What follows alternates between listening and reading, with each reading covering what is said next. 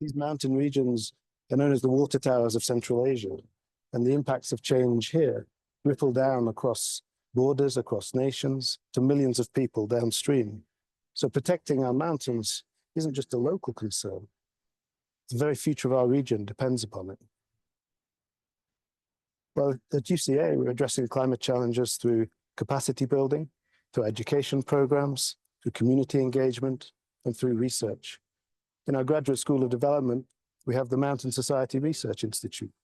This is probably the leading collection of mountain and environmental scientists in the whole of Central Asia.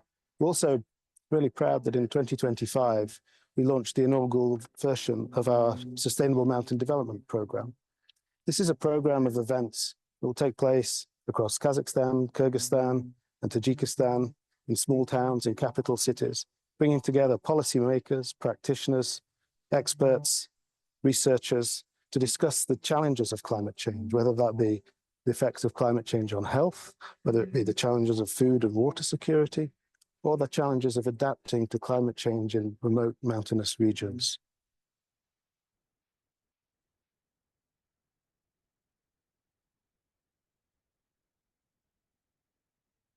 Өзүңүздөр билесиздер, азыркы убакта глобалдык климаттык өзгөрүүлөргө байланыштуу калктын санынын өсүшү жана өнөр жайлык жүктөм ушу сууларыбызга таасир берип атат. Баары ооруп аткан оорунун баары 80% сууга байланыштуу экен да. Ошон үчүн бул суунун сапаты эң биринчиден макрокомпоненттик курамын изилдөө, микрокомпоненттик курамы изилдөө, биздин республикабызга, коңшу республикага социалдык, экономикалык жана саясий актуалдуу маселе болуп эсептелинет. Interdisciplinary research is mandatory to be efficient and to understand, again, impacts on local communities, because we have to translate, for example, the results of a glacier study, for example, and say, look, the glacier is melting, fine, but how do we translate it into a tangible result for the energy industry, for the agricultural stakeholders, and in general, the water users? For this, we use a lot of surveys to understand the impact and then deliver our results, as well as workshops and seminars where we try to include people with very different backgrounds. We created a model or algorithm named Snow Avalanches Frequency Estimation.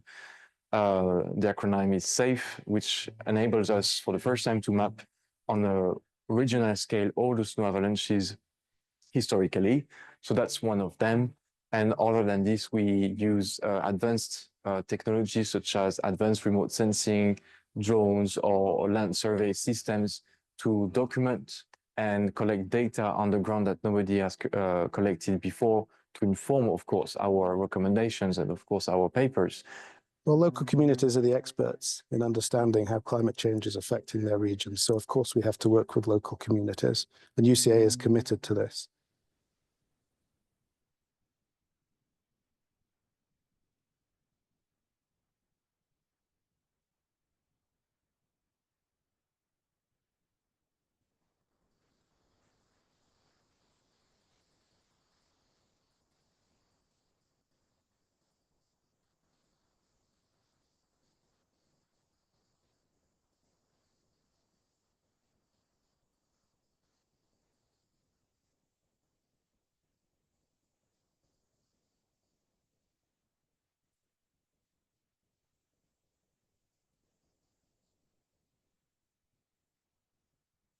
Так, вы меня должны слышать. Раз, два, три, четыре, пять. Есть регулятор громкости.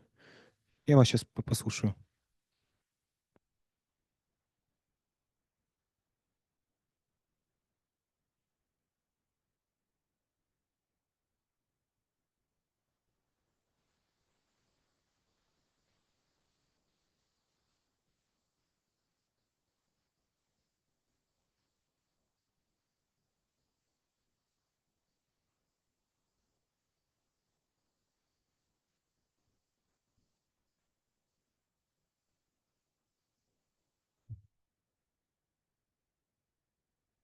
Yes.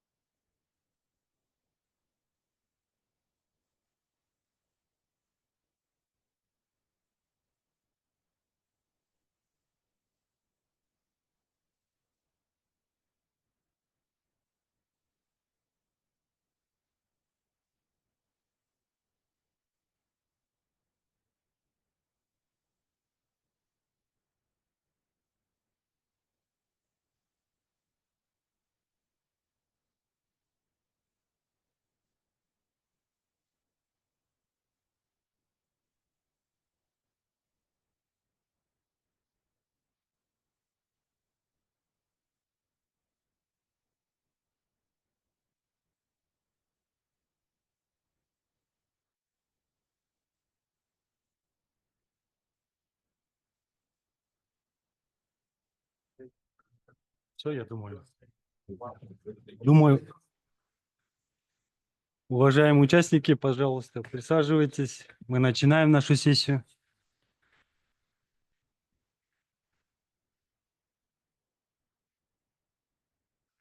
Начинаем. Good afternoon, everyone, and welcome to this session titled Agrarian Transformations and Rural Changes in Central Asia. My name is Azamat Azarov. I'm very pleased to moderate this session today. Before we start, I would like to warm welcome our in-person and online, hopefully, participants. Today's session will explore how rural communities across Central Asia are adapting to changing social, ecological, and economic realities, including youth development, migration, and restructuring of agroecological and food systems. I believe that these topics touch the heart of the rural transformations in our region. Today we have three excellent speakers: Kanat Tilekeyev, Dr. Kanat Tilekeyev, an Associate Director at UCA's Institute Public and Policy Administration, who will start with youth developments in Central Asia. Then we have Dr. Irène Mestre from French Institute for Central Asian Studies, who will follow with transitions in agricultural production and food systems. And finally, Dr. Asel Murzakulova, Research Lead at UCA's Graduate School of Development, will close with comparative analysis of agrarian dynamics across different agroecological zones in Kyrgyzstan. So each speaker will have 15 minutes for the presentation, followed by 5 minutes for question and answers. So for those who will join us online, please use the Zoom Q&A feature to submit your questions. So with that, let's start our session. And please join me in welcoming our first speaker, Dr. Kanat Tilekeyev. Please.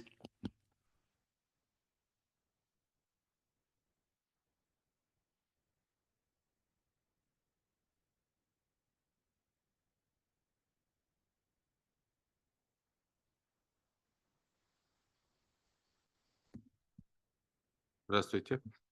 Кликер. Спасибо большое. I think we still can continue basically in English, yes? If it's not a problem for the majority of the audience, I think I will continue my presentation in English.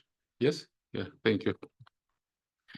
I little bit tell during the policy session about some results of our rural youth study, which we did at our university during whole last year and part of this year.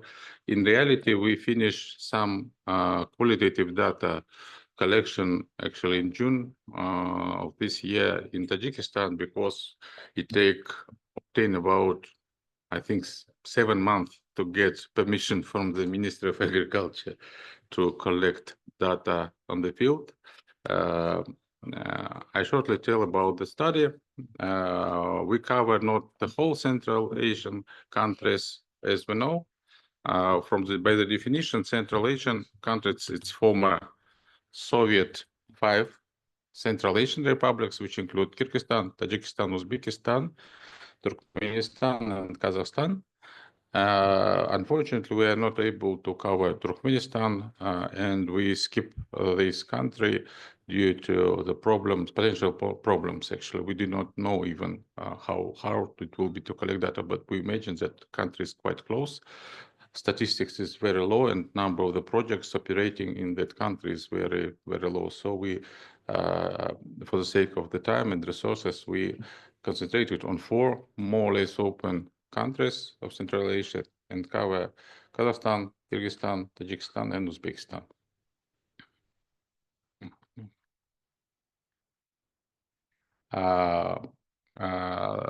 The study was financed and supported with the Food and Agriculture Organization.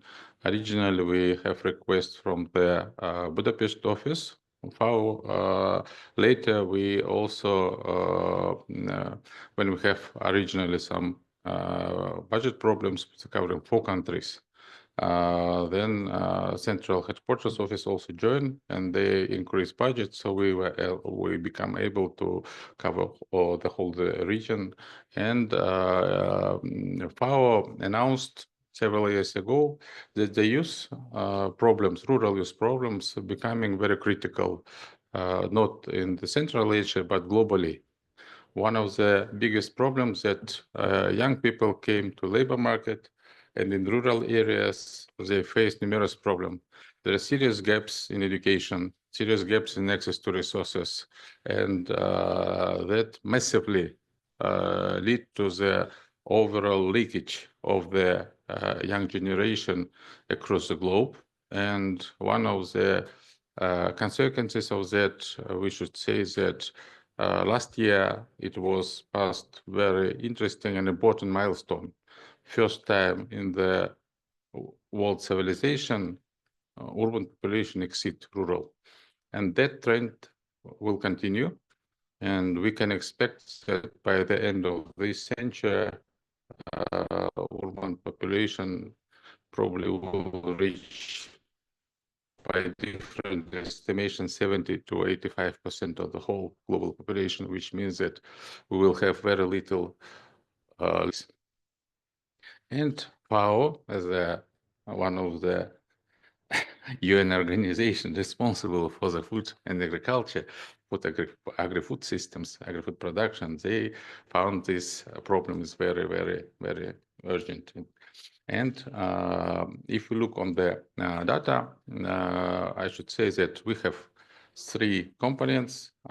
First of all, we did desk study and policy studies. Then we also have quantitative study. We have phone survey. Majority of results presented here from the phone survey, but we have much bigger set of data, which we still exploring together with Bakojan Kurmanov. Who is one of the leading authors of also of these reports, and we will produce finally at the end of the project 4 national reports and 1 regional synthesis report. We have qualitative study, and we cover several age groups from 15 to 35 years old. In 2 countries of Central Asia, in Kyrgyzstan and Kazakhstan, youth definition changed in 2023 from 30 to 35 years old. But in Tajikistan, Uzbekistan, it's still up to 30 years old. So we decided not to skip this cohort from 31 to 35 and still analyze this in the potential, so not to have overall regional perspective, first of all, then we can expect that in the future, youth definition might be also changed to the increasing. It's actually part of the global agenda, and in many countries, it's already increased. Even in some countries, there is discussion to increase up to 40, even to 45 years old, which is for our country looks very odd, because in 40, 45 people already feel themselves not young, but even not adult, but already a little bit old, I can say. But it's a part of OECD agenda. We know that people live longer, people live more prosperous, and it's also increase their pressure. So there is no equal definition of youth.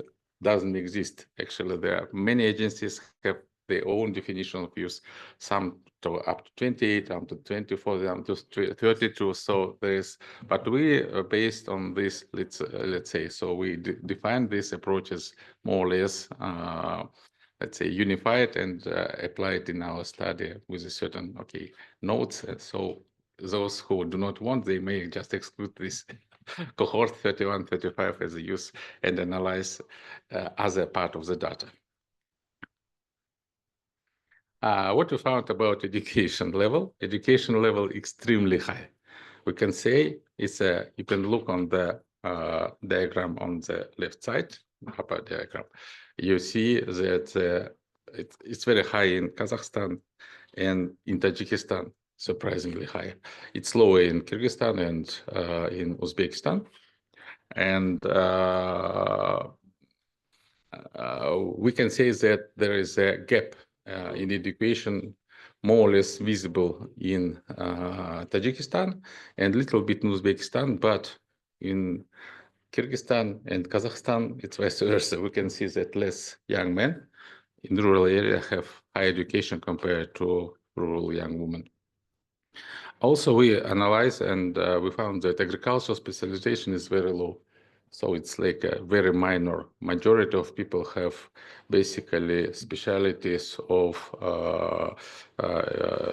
school teachers in finance, economics, and usual suspects, we can say so. So basically, rural youth select more or less popular specialization in higher education, but unfortunately, many of them don't work on these specialties. We found very huge educational mismatch across all countries, and except of one area, many people who receive specialization, high specialization as a school teachers, they work as a school teachers, and majority of those rural youth are women. Mostly, except of Uzbekistan, I can say, majority of school teachers are young women. Not women in general, it's more or less female specialization compared to other areas. Many of rural youth live with their parents. Specifically, it's high in Tajikistan and Uzbekistan. Kyrgyzstan is a little bit less and lowest in Kazakhstan. Employment.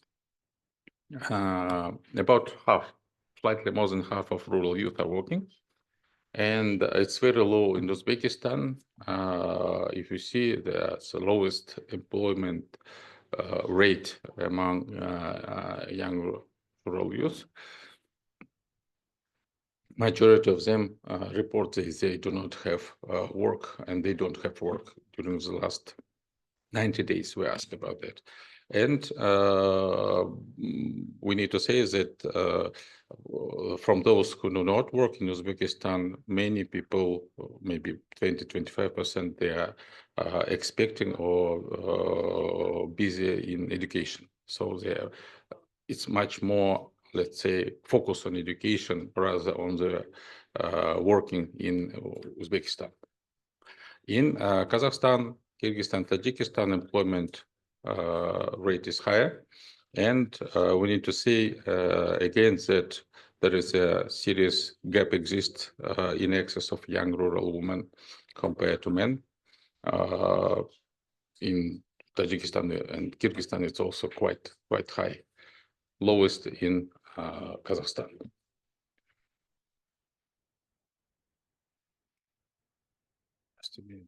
If we look on the sectors where rural youth employed, it's basically non-agricultural. So majority of, thank you, Azamat. I will try to speed up. Majority of rural youth employed working in non-agricultural sectors. Specifically, we can say that education, trade and repair services, and police, law, security, and public services are main sectors providing jobs for the rural youth. Presentation will be available for downloading on the website, so you can get it. No problem with this. On the Life in Kyrgyzstan website. Okay, I can skip this slide. It's very interesting, but it shows basically how the jobs distributed in agriculture-related sectors. Okay, I tell a little bit about this. About access to resources, and we can see on the left side of the slide below, you can see that the probity registered on any youth male, female, and on total sample. And you can see that from 16 to 22% of rural youth have any registered property. That basically include most of its transport vehicles. It's also apartment, and in very low cases, it's minority actually of assets. It's a land, agricultural land, and you can see massive, very big, substantial gender gap about property registered on young rural women.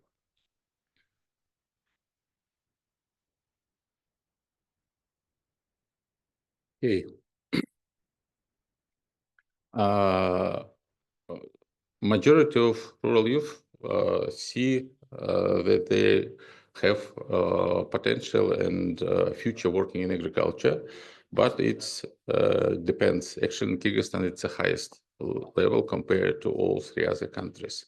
And that, if we can say, it's basically young women, young men who want to work in agriculture and see future, and also the eldest cohort of rural youth, it's 31, 35 years old cohort, and two group demonstrate very low intention. It's first of all young women.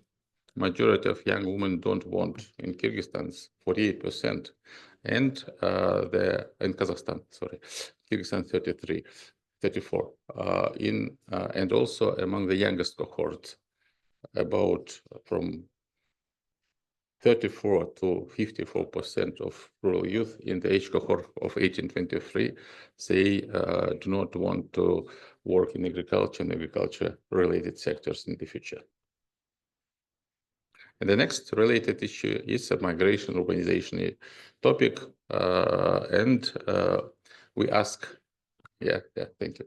We ask about do you want to work in the future? It's the left side below, and we can say that about 20% of rural youth in Kyrgyzstan plan to leave their rural communities, and potentially they want to work abroad. And in Kyrgyzstan, this indicator exceeds in 80% why they want to work abroad. It's basically in search of the jobs, and they select in 40% cases Russia as the destination if they want to work abroad, and in the rest of the cases it's basically there are a lot of half of the responses was Turkey and European Union countries.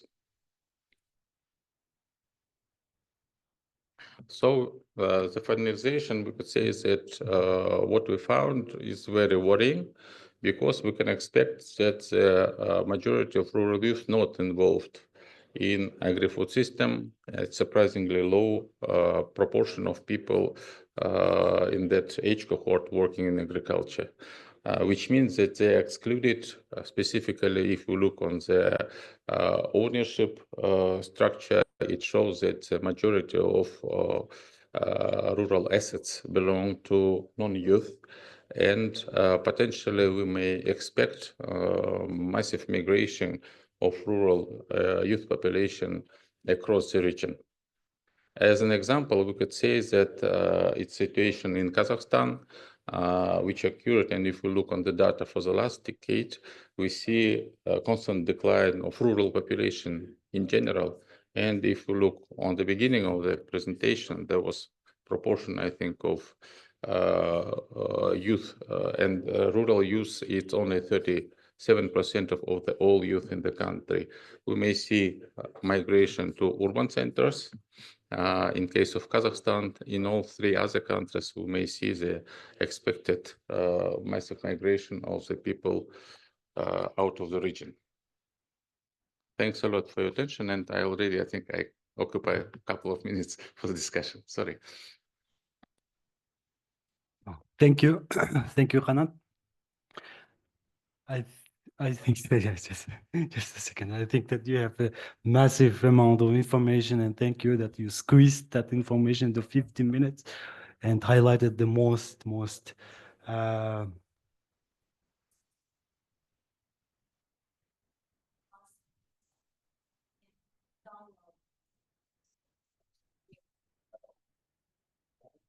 presentation will be put on the live Kyrgyzstan website. So from there we will Yeah.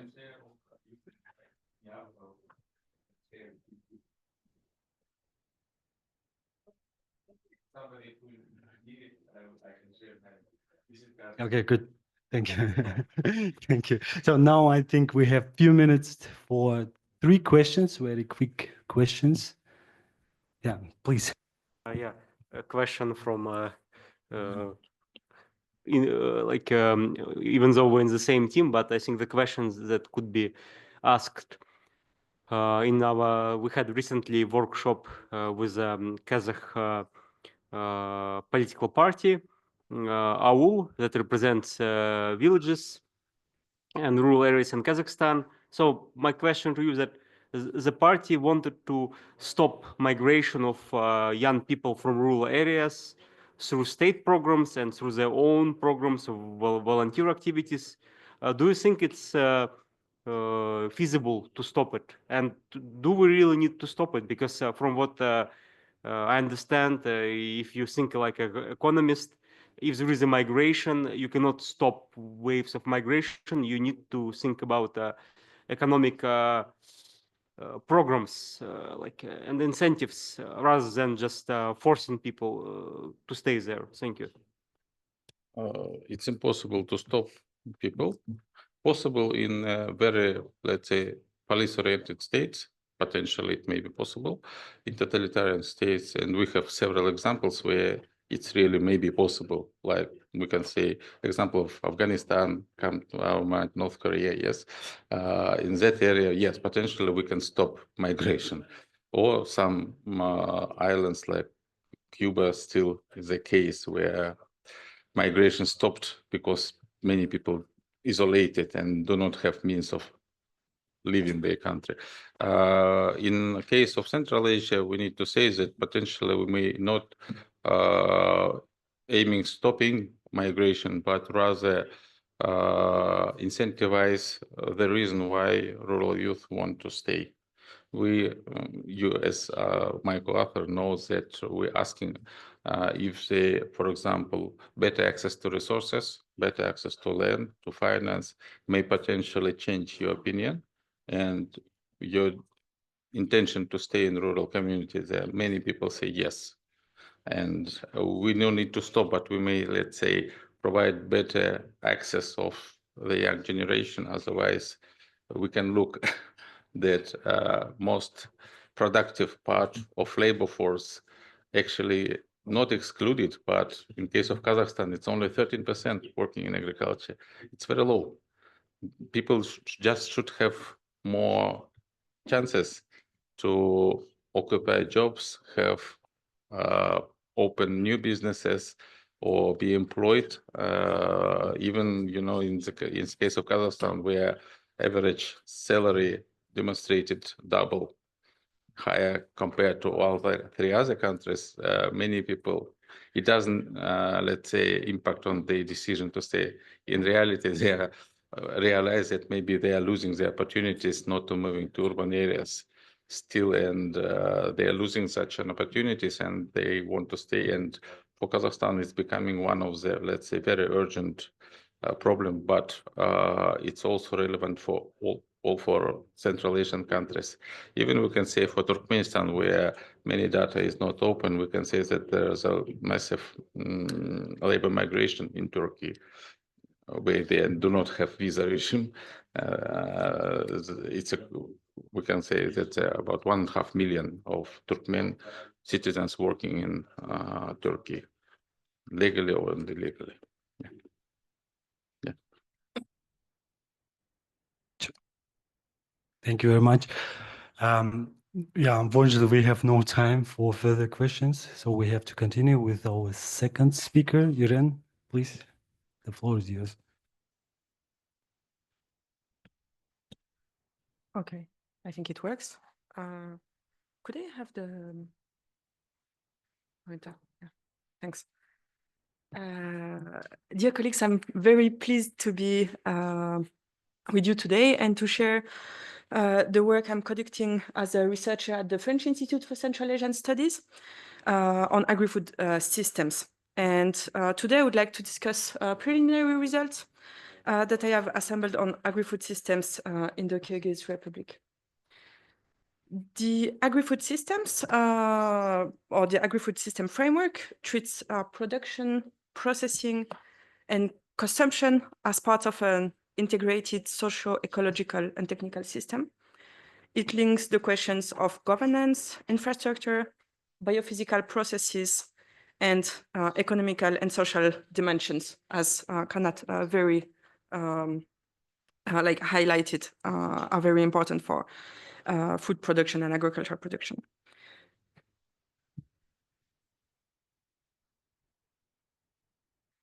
In recent decades, the agri-food system framework has emerged as a new paradigm in both academic literature and development practice, replacing narrower approaches that treated agriculture, food security, and nutrition as separated sectors. Rooted in system thinking, this paradigm integrates production, processing, trade, consumption with environmental sustainability into a single analytical and policy domain. And scholars in science and technology studies, but also in critical agri-food studies, have highlighted how this shift reconfigures governance and power. It invites interdisciplinary collaboration, but also embeds competing values between techno-optimistic innovation narratives and social equity, between global sustainability goals and local livelihoods.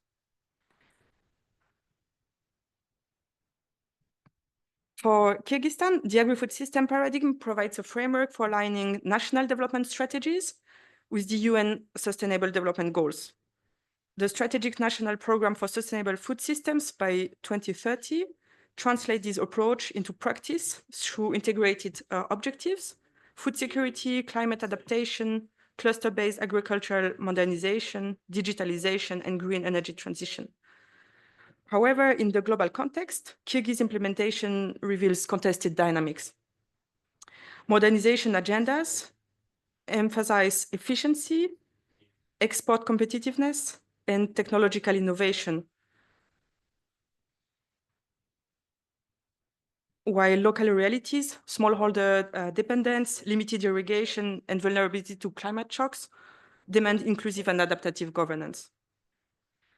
Thus, the Kyrgyz case illustrates both the promise and tension on the agri-food system paradigm, a holistic framework for sustainability that must still negotiate uneven capacities, power asymmetries, and competing visions of rural futures. The main question that I investigate is what are the main agri-food system models coexisting or competing in Kyrgyzstan? And through the analysis of the Strategic National Program, I draw perspectives to critically rethink the dominant narrative on the transition of the agri-food system. At national level, the agri-food system is characterized by a large number of smallholder, multifunctional family farms, which provide subsistence and also production for markets. At the same time, dependence on important food remains high in the country, and food price volatility due to climate shocks and other reasons persist. In the country, around 30% of the population lives in poverty, and 60% of the population are food insecure or only marginally food secure.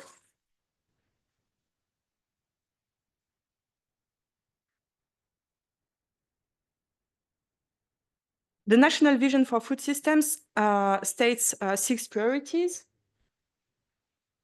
So it's increase in food production and efficiency, build infrastructure for sustainable systems, integrate rural producers through clusters, promote healthy and organic food, protect natural resources, and enhance management and digital forecasting.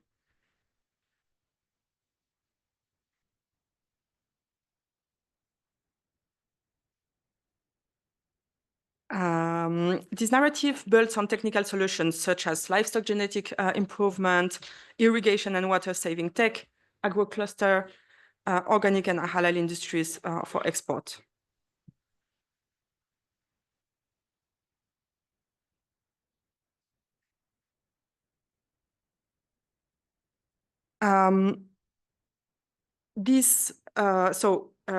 Many authors, including Guganik and colleagues, explored contested agri-food futures embedded in the field of critical agri-food systems. Their work highlights how technologies embed funders' and designers' values, and how they are often techno-optimism hides power asymmetries between smallholders and policymakers, and how it contributes to the marginalization of small farmers and agricultural workers. In this slide, I want to draw attention on how Kyrgyz agri-food strategies reproduce many of the tensions identified.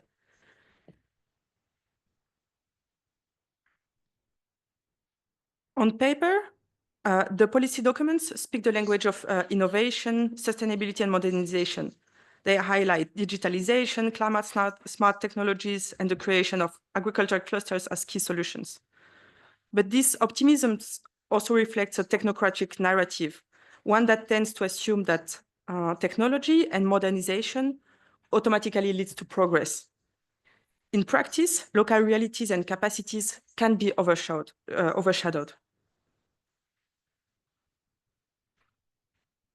As Guganik and authors point out, this approach risks marginalizing smallholders and local knowledge system, those who are actually at the heart of food production. They push for innovation and green transition and can unintentionally reproduce inequalities if questions of inclusivity and social justice are not built into policy design. So in Kyrgyzstan, we see an ongoing gap between state-led modernization driven by digitalization and external models and local adaptive practices, which are more diverse, place-based, and socially embedded. This tension encapsulates the broader struggle between techno-scientific approaches to sustainability and community-based food sovereignty.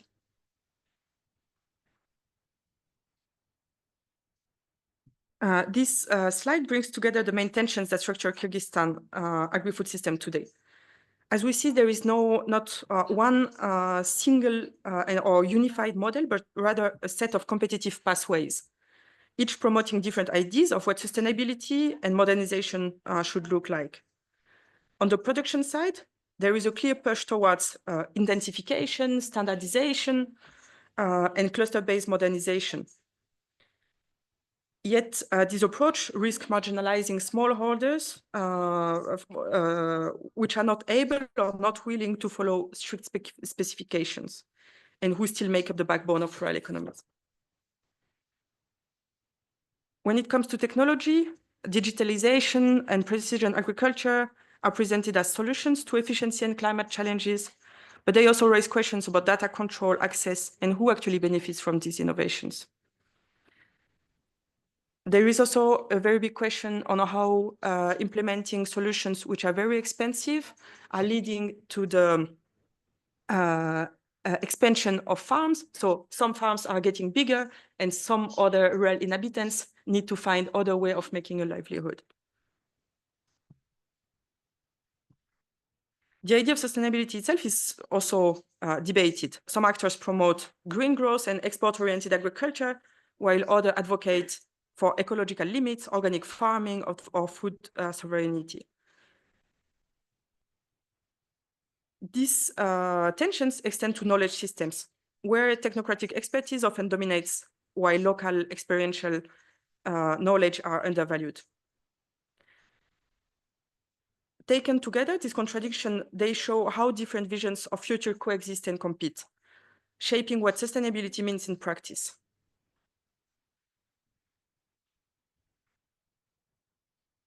Kyrgyz agricultural and food policy is driven by a dual ambition of sustainability and modernization. Yet its implementation unfolds within contested terrains, where divergent visions of agricultural development, rural development, technology, and governance intersect. The central challenge is to align technological innovation with social equity and climate adaptation, ensuring that transitions do not deepen existing inequalities between producers, but regions or knowledge systems. Do we still have 1 minute? So the pathways presented raise many questions. There are two main ones that I wanted to highlight and share with you. And the first one is how does agriculture impact health? And this point is, I imagine, also very important when we think about the future of our agri-food systems.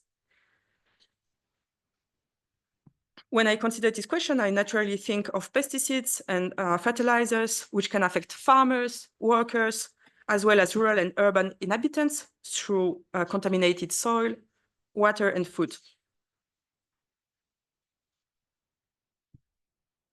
And the second question is the interactions and synergies between livestock keeping and crop production. Livestock has long been a safety net for converting biomass that cannot be consumed by humans or which cannot be sold into either a living capital or food, yes, through milk or meat. And in turn, livestock produce organic fertilizers, so they also play a very important role.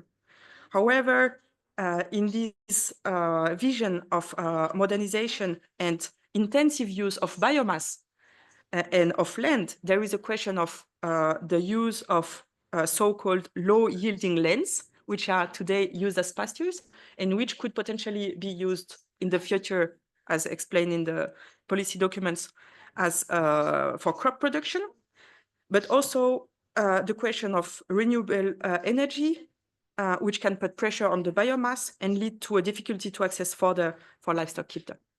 Thank you.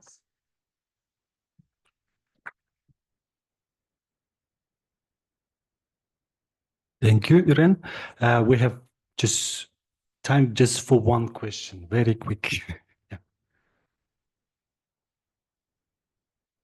So do we have the mic?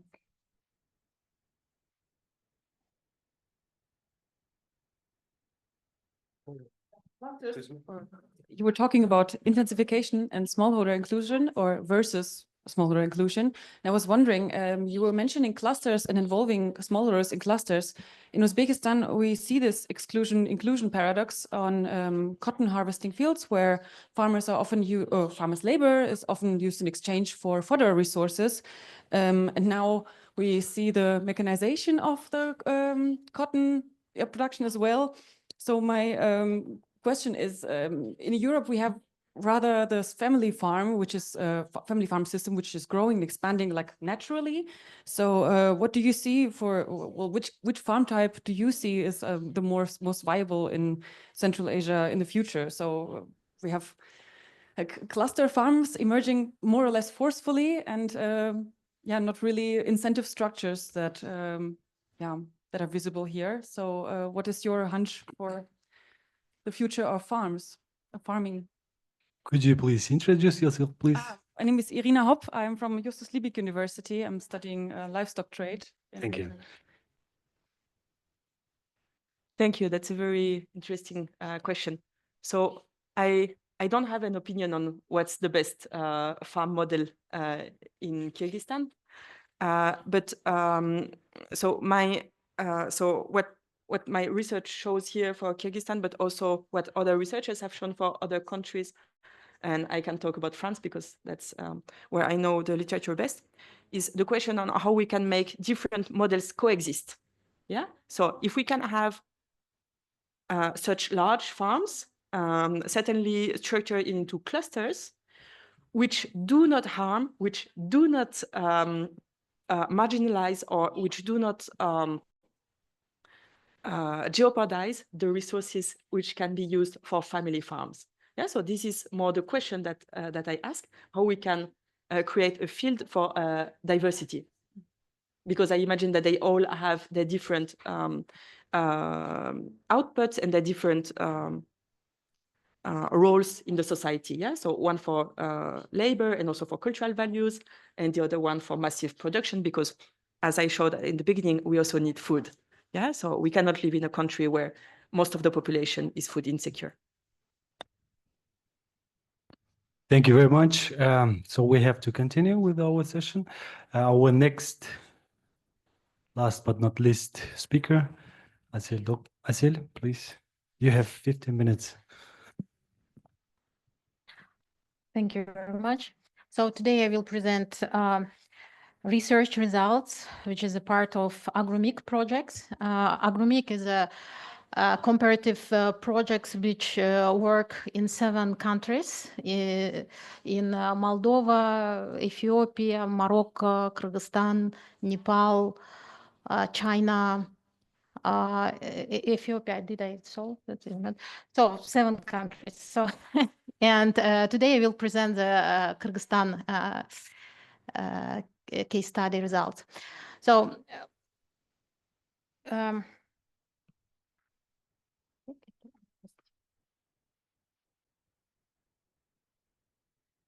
so we had 2 research questions. First, how does migration shape agrarian change, livelihood strategies, and social differentiation in rural Kyrgyzstan? And second question, in what ways do mobility patterns vary across agroecological zones, and what local factors explain these variations? This study a little bit contradict to national-wide studies which we have in Kyrgyzstan, and our research focus when we designed this study was to zoom dynamics in rural areas and actually unpack diversity, the landscape of diversity, how agrarian change and migration interact in different ecological zones. Because as we know, Kyrgyzstan is a mountain country. We have very different agroecological zones. We have very different microclimates.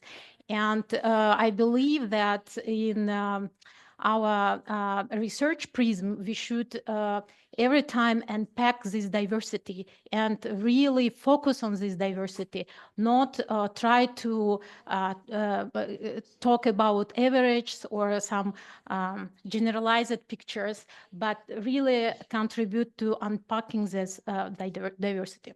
So our research design was a household survey. Why we didn't use LiK? When we started, I also was very big fan of LiK and told, why we're not using LiK, because it's already, we have this data, etc.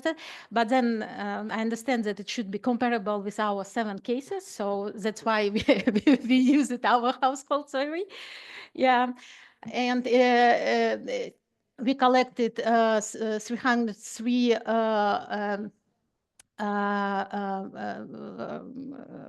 household data among 16 villages. So we used stratified random sampling, systematic selection every 5th or 10th household, depending on village size. The survey captured demographic, land ownership, livestock cropping patterns, migration, and remittance flow. So today I will not unpack everything. I will just focus it on land ownership, livestock, and cropping. And we also follow up with qualitative interviews. So we had 60 semi-structured interviews with migrant households, village heads, teachers, representative of water and pasture committees. So this study, the data collection was in 2020 till 2023. And then we had 2 follow-up visits to our research sites in last 2 years. And we also, I personally live in 3 villages in each research site and made ethnographic observations which inform and help us unpack some data which we obtained via household survey. Analytical approach in our quantitative part, it is descriptive statistic. For qualitative, it is thematic coding, and we use triangulation. We have 3 research sites: Batken, lowland villages near the Tajik border, characterized by arid climate, poor irrigation, and ongoing militarization. Livelihoods include horticulture, tobacco cultivation, and cattle breeding. Jalalabad, lowland and middle mountain villages of Fergana range, subtropical climate, multi-cropping potential, extensive irrigation networks in Naryn, mountain steppe and semi-desert landscape, cattle breeding, crop cultivation, and better access to road infrastructure in Naryn compared to Batken, for example, and Jalalabad. So thanks to Evgeny, he produced the maps for this study. So household survey in Batken. So we can see that Batken farms, it's not representative for oblast. It is villages of Jashtyk, Andarham, Churbek, Paskarok, and Janujер. Batken farmers own the medium amount of land when compared to farmers of Jalalabad and Naryn. Data suggests moderate concentration, so there is notable group of large farmers, but the difference between groups' overall wealth is not so significant. In Batken, migration is widespread across all groups, with 77% of all small farms reporting at least one short-term or return migrants, and 52% having a current long-term migrant. Migration among large farms is also notable, pointing to broad structural reliance on remittances in this region. So in Jalalabad, we have following picture in Burgundu, Karabulak, Beshbadam, Tösh, and Aktok villages. We can see that land distribution is pronounced in our research sites. 50% of large farms control 45% of land, while 56% of small farms hold 23% of land in research area. This site has the highest concentration of migrants in all farm groups. We have 3 farm groups, actually 4. We have a group of landless households. We have small farms, medium farms, and large farms. So for large farms, the proportion of migrants reached 93% at the time of our study, it's October 2020, while the share of migrants from small farms constitute about 75%. And in Naryn province, we work in Kochkor. Why Kochkor? Because we made a literature review and found that most of Naryn studies made in Naryn Rayon. So and we decided to focus in Rayon, which less studied within Naryn. So that's why we made our sample in Kochkor. So it is Kızıldöbü, Dönalış, Etkin, Cholpon, and Kamsamol villages. So in Naryn, we can see that most balanced structure through inequality remains. 23% of large farms own 46% of land, compared with 50% of small farms owning 27%. Naryn presents an inverse trend for short-term migration.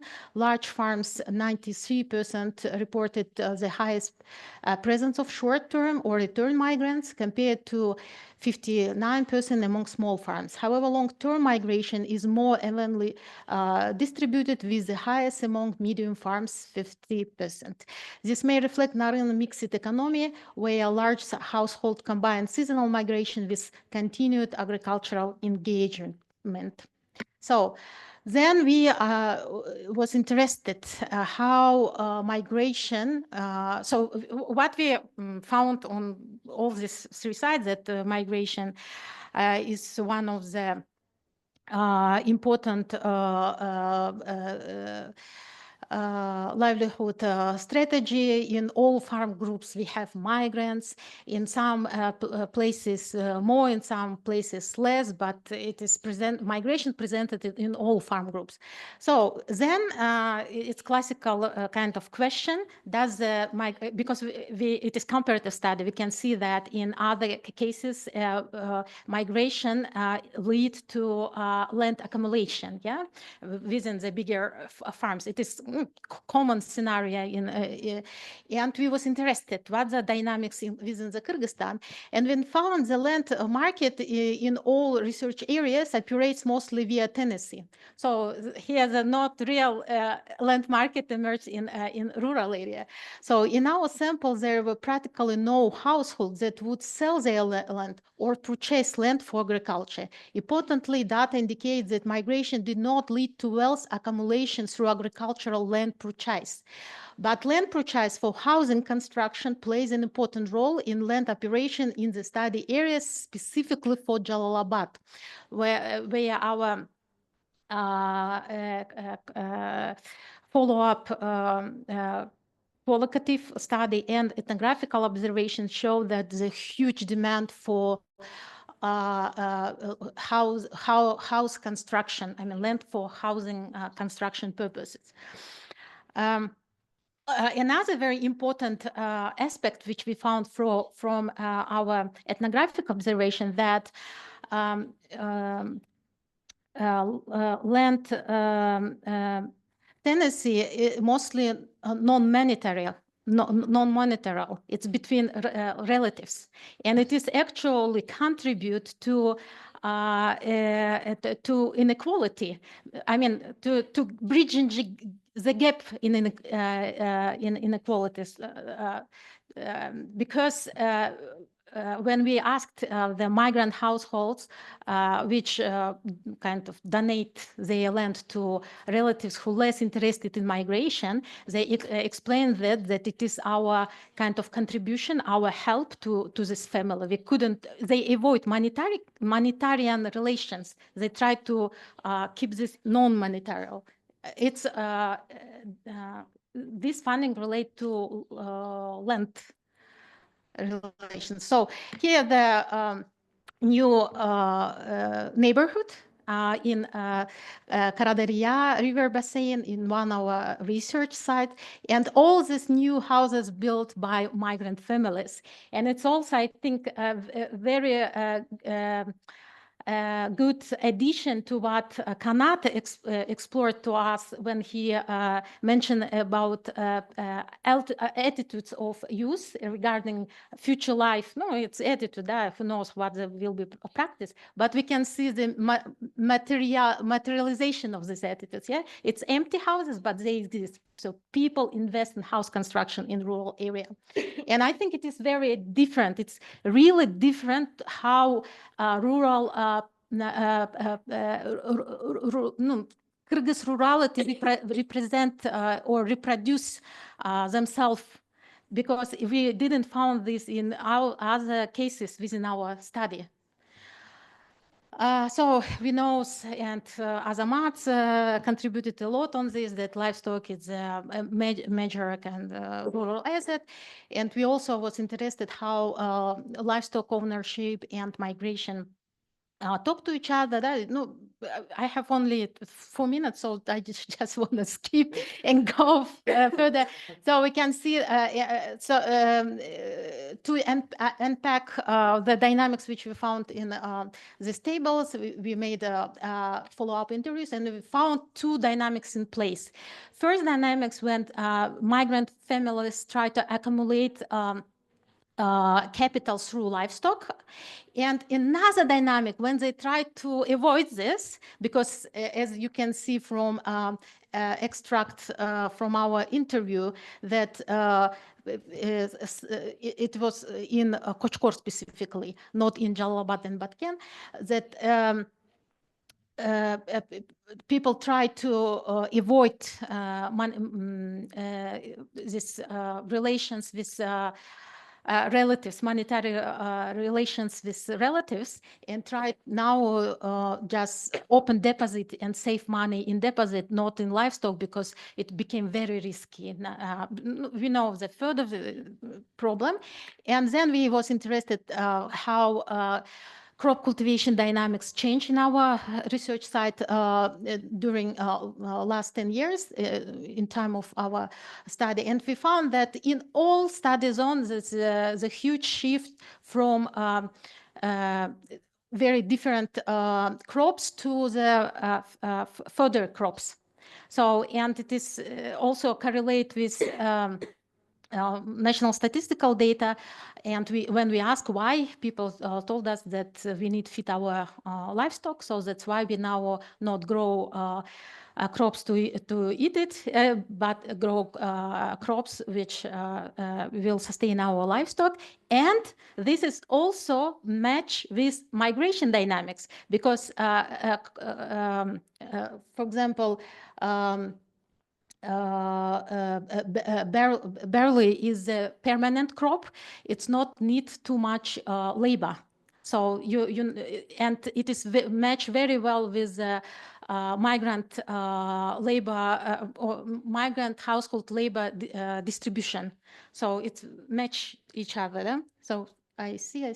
So what we our major kind of conclusion that that migration does not currently serve as a pathway for agrarian accumulation, as the agricultural land market remains largely inactive, dominated by tenancy arrangements with minimal purchase or sale of land. Instead, migration-related capital is predominantly directed toward housing construction and other non-agricultural investments. This reflecting a broader regional trend where labor mobility functions primarily as a risk management and household stabilization mechanism. Across all study areas, migration patterns are closely linked to land holding size. Smallholders rely heavily on migration as a coping strategy, using remittances to secure household livelihoods. And large landholders engage in migration more selectively, typically through short-term or cyclical arrangement, enabling them to sustain agricultural production while supplementing income. So I also want to emphasize that migration play dual role in our research site. It is rural livelihood strategy, so it's simultaneously work as a mechanism for survival, but also as a tool for diversification and in the context of limited capital accumulation. And the high prevalence of migration across all farm types underscores its centrality in sustaining rural livelihoods and mitigating the effects of unequal land distribution. Thank you very much.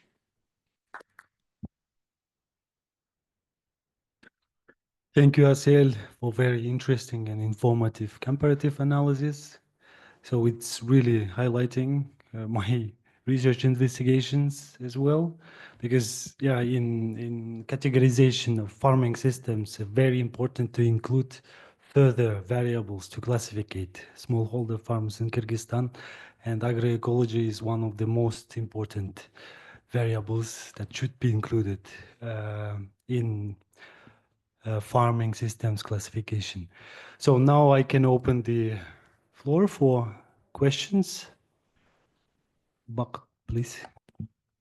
Yeah, thank you. I have two questions. One methodological and second one is on the broader impact. The first methodological, how hard it was for you to blend in during your ethnographic observations from your own experience.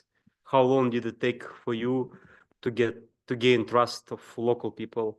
And the second question, considering that the Russian invasion to Ukraine will not stop in foreseeable future, and the migration seems to be changing based on anecdotal evidence that there are more women than men that come to Russia right now. How do you think that if the war continues, let's say for 5 or 10 years, how that will affect specific villages and areas that you visited? Like if you visited them again, like right now or 2 or 3 years later, how do you think it would affect their these two types of like farmers that you talked, like poor farmers and rich farmers here? So for first question, how about trust? It was very different. For example, my core research site is Batken. So for Batken, it was really easy because I was very kind of rooted in Batken. In Jalabat, it was also relatively easy, but the problem was in Kochkor. I was surprised at how it's hard to meet. I mean, it was first research site when people asked me, what you will give me for my time for you. I was, oh my God, capitalism in Kochkor, it's very So it's depend. I think it's a very context specific. I think everybody who plan to do something in Kochkor, you should really know that, be prepared that people really very capitalistic. Yeah. Yeah. Regarding diversification of labor migration in Kyrgyzstan, I think how we ask and how we approach this question. I think if we will approach this from this political lens, of course we will as an event-based field, because of war, something happened in migration. But what if we will change our approach? Because if we will go a little bit earlier, we can see that it was already a trend that Kyrgyz migrants who had a double citizenship consider Russia just a transit point for their further migration to South Korea, to United States, or in other countries where they could start their work easily, compare if they will enter this labor market as a Kyrgyz citizens. So what I want to say that this strategy to diversify migration routes was established earlier than Ukrainian conflict, and now we can see their further development. So this diversification wasn't pushed by the war. Even if we see the history of Kyrgyz or Central Asian migration to Russia, we can see that it had such many lessons learned. It was survived after 1998. 2008, and if we see the remittances, if we see how this network was built, etc., to even with all these restrictions in Russian migration policy, etc., etc. So I think this trend for diversification emerged earlier, and it will be developed further. Because it is appetite, as Kanat showed in his graphs, it's a huge appetite to work abroad within the Kyrgyz youth.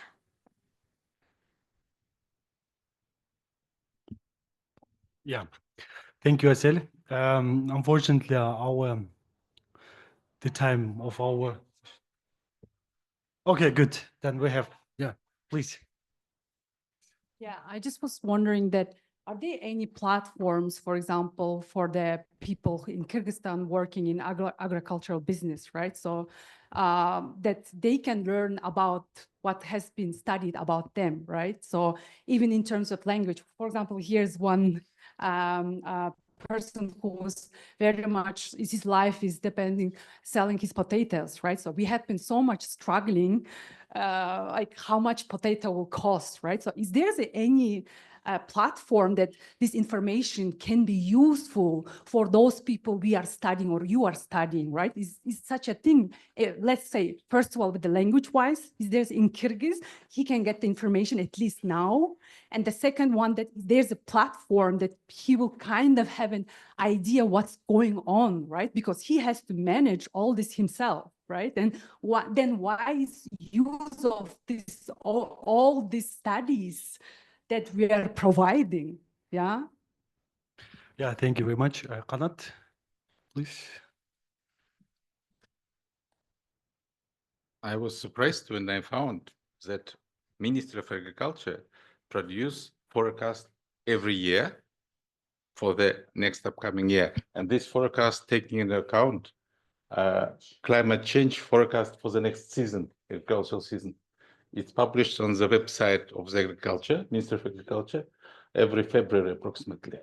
And I was wondering, because I never realized that this exists, about crops.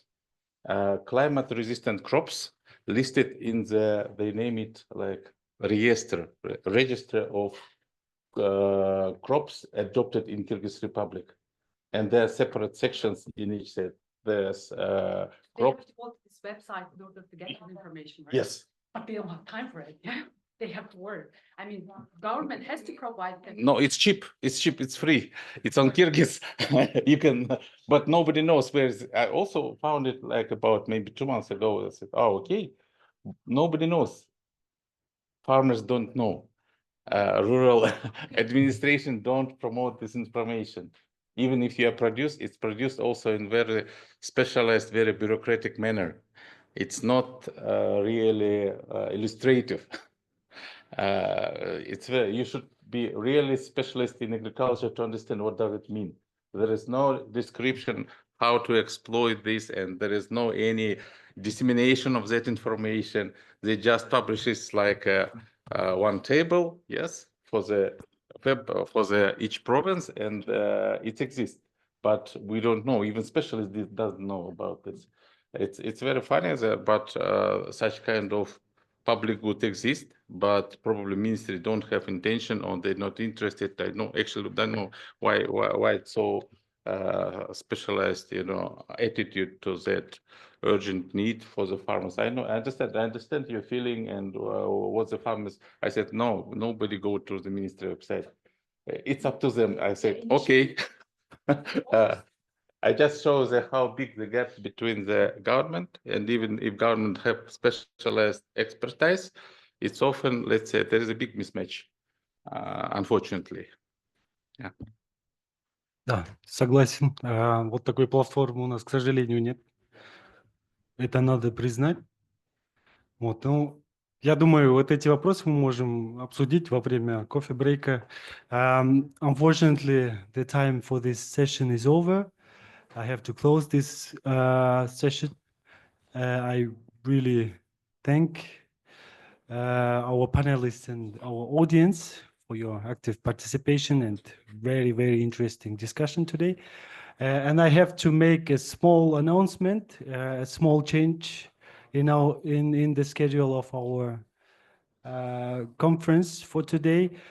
The key speech, which should be held by Professor Hermans, will be postponed for tomorrow. So instead her presentation, we will have a presentation of Asel Murzakulova. So we have coffee break now. So thank you very much.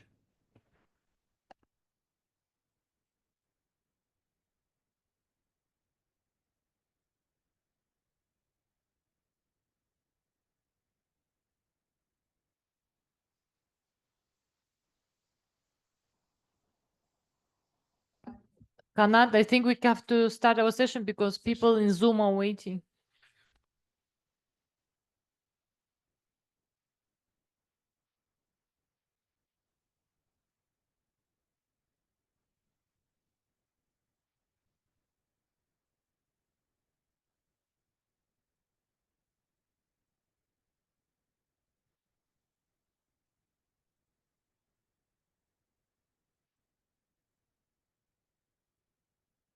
They stand at the front lines of the climate crisis.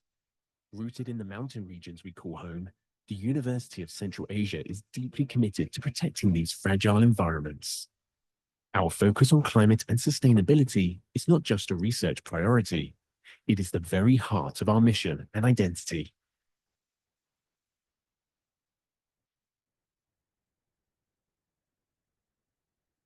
These mountain regions are known as the water towers of Central Asia, and the impacts of change here ripple down across borders, across nations, to millions of people downstream. So protecting our mountains isn't just a local concern.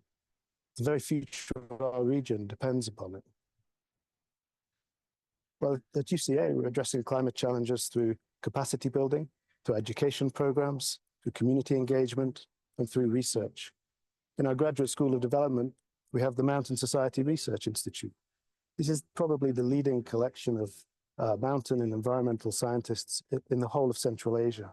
We're also really proud that in 2025, we launched the inaugural version of our Sustainable Mountain Development Program.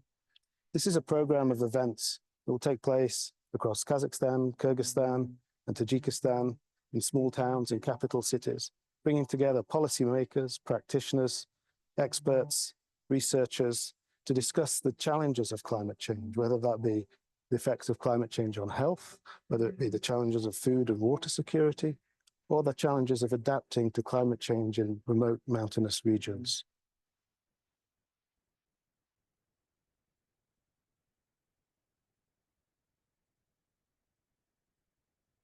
Сөздөр билесиздер, азыркы убакта глобалдык климаттык өзгөрүүлөргө байланыштуу калктын санынын өсүшү жана өнөр жайлык жүктөм ушу сууларыбызга таасир берип атат. Баары ооруп аткан оорунун баары 80% сууга байланыштуу экен да. Ошон үчүн бул суунун сапаты эң биринчиден макрокомпоненттик курамын изилдөө, микрокомпоненттик курамы изилдөө, биздин республикабызга, коңшу республикага социалдык, экономикалык жана саясий актуалдуу маселе болуп эсептелинет.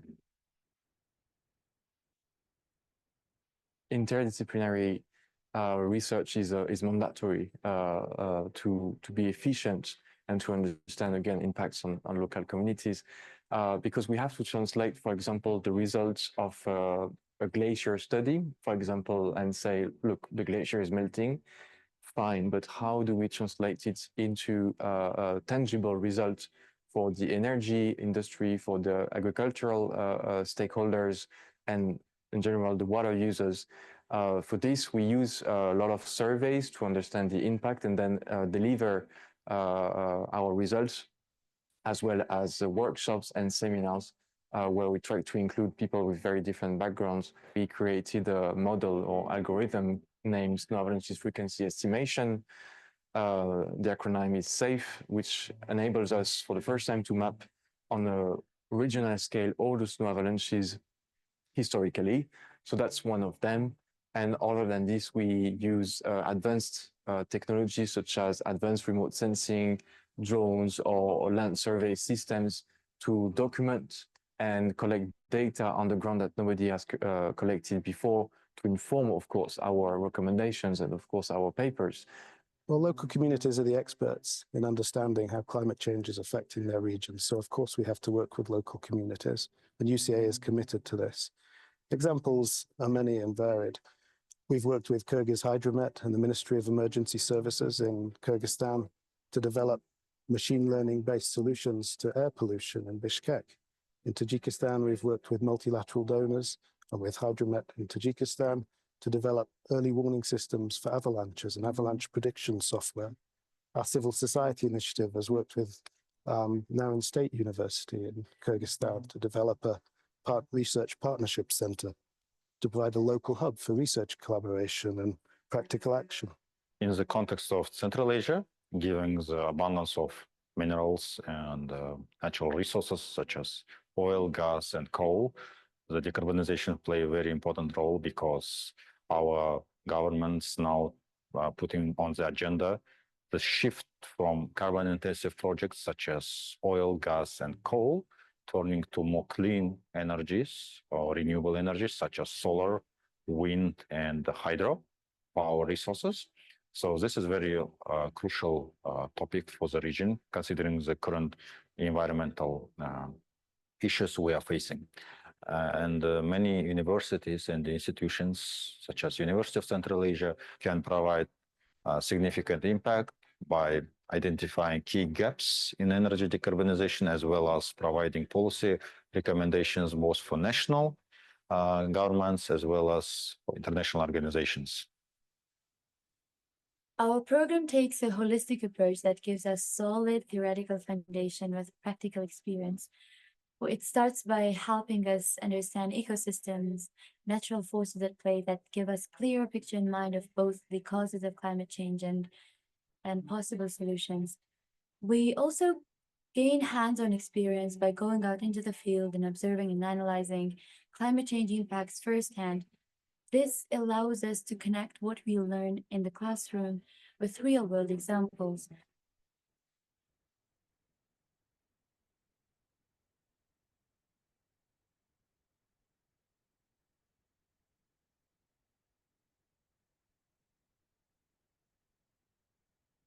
This year marks the International Year of Glacier Preservation, the midpoint of Kyrgyzstan's 5 years of action for mountain development, in University of Central Asia's 25th anniversary, a testament to our ongoing dedication to sustainability and education.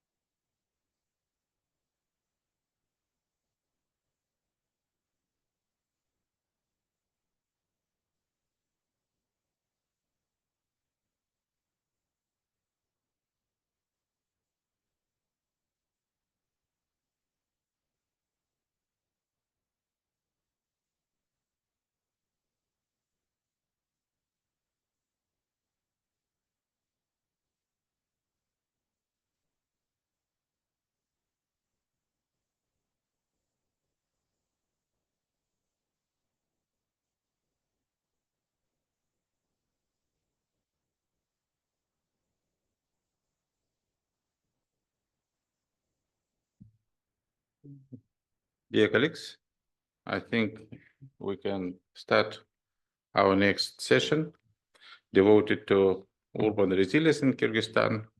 It will describe local, digital, and design responses from Naryn province, where University of Central Asia, in cooperation with academic agencies and with the support of Swiss government and state Naryn administration, realize project on Naryn urban resilience program. And we have 3 presenters: Madina Junussova, who is a scientific lead on behalf of UCA in that project, Chynarkan Saparova, and Sarygul Alchynbaev, Madina's presentation devoted to design-driven resilience and participatory urbanism, and her first presentation. We will have approximately 12 to 15 minutes for presentation and maybe approximately 5 minutes for the Q&A session, and try to be kept in time. And we have an approximately next 55 minutes for this session. Please, Madina, you can start. Thank you, Kanat. Before session actually ended with the question on what the use of the research findings for the development, our session a bit different. So we are trying to get some lessons learned for development to inform the future research and development. And the study that I'm going to present, it's ongoing. So we haven't finished to implement the NURB projects. NURB, as Kanat introduced, the acronym is NURB. But we started to do this ongoing evaluation since I joined the project last year. And this is a kind of a summary of the paper that we prepared for the Cumulus conference, and it's under the review and soon will be published. And we did it together with colleagues, academian advisor, and also we have a School of Arts, and we have a co-author from that school, and also UN Habitat team. Can you go to the next slide? Just about the context, why it's important, maybe not only for Kyrgyzstan, but the whole international world, is that Naryn actually quite an interesting case because it's located in the mountain areas and it's have all the challenge of the transition from the Soviet to a new market economy, and now have all the dangers coming with the climate change. So it's very sensitive. There is a seismic conditions, and there are actually danger of flooding, and also the shortage of water. In many cases, there is a soil erosion, and also our university campus located there. So it's in between of the challenge and opportunity, and that's why it's a very interesting case for the lessons learned. So can you go to the next slide? So our program actually, it does not use the typical logical framework that many development organizations use. It's quite flexible, but the complex in a way that it consider institutional development, capacity building, and also investment in infrastructure, and creating some sustainability paths, working together closely with local stakeholders. And so it actually have three main components. And right now we're implementing, we're actually closing the project next year. So we are now very close to the community and residents, and working closely with the local stakeholders, trying to utilize the knowledge created within this project and to benefit it for the strengthening resilience. Can you go to the next slide? What theory we want to use? I think the dream of all of policy analysts around the world is that new policy is based on the lessons learned from the previous policy. But unfortunately, what we find that usually there is no lessons learned from the previous, and we continue to build some design of the change, not so much based on some evidence. So I think the point raised the last time was very, I think, useful, that, okay, we have these findings, but how are we going to use it? And that's why we looked at everything we're doing very critically from the perspective of the development theory and also post-colonial theory. And we find that in our case, it's a transition design, because we don't know what the resilience is for the Naryn. Actually, we're trying to investigate together with the local stakeholders what is resilience for Naryn, and doing it by co-building it. So there is no clear concept of the resilience for a certain town, and we're trying to make a pilot for Kyrgyzstan. And we're working not only with local stakeholders, but also with Bishkek and national representative. And this is also could be good lessons learned to distribute in Kyrgyzstan and then maybe other Central Asian countries. We employed the we think that all three theories are relevant to look at our case. I will explain you. But the good thing is that maybe it's different from other projects. Usually projects come with, as I said, logical framework and a plan of activities with outcomes and outputs. And everything was strictly written, and then there is no flexibility. Our NUR project is different. And our University of Central Asia added this value of flexibility in a way that we always study the needs and then align our design to the needs. And so it's a kind of place-sensitive, different approach. So can you go to the next slide? Methodologically, we started from the integrated habitat assessment. It's actually a product of our Acadian colleagues. They developed a comprehensive methodology how to study all from all sides, the social, environmental, economic side. It's a kind of a baseline, but at the same time, it's also provide information for decision making. It also included planning. So I will stop mainly on planning. Then the next speaker will talk about the policy change, and my colleague Chynara will talk about the GIS component, which is more about implementation of that planning. Okay, next slide. Yeah, this is just the main indexes that make this integrated habitat index. So you can have a look at these different areas of Naryn not having equality. So there is an inequality within the town. I don't know if you have visited, but it's a linear town. It's from one side you have mountain, from another side you have a river. And so the welfare is not equally distributed, and we are focusing mostly within this project on developing the peripheral areas.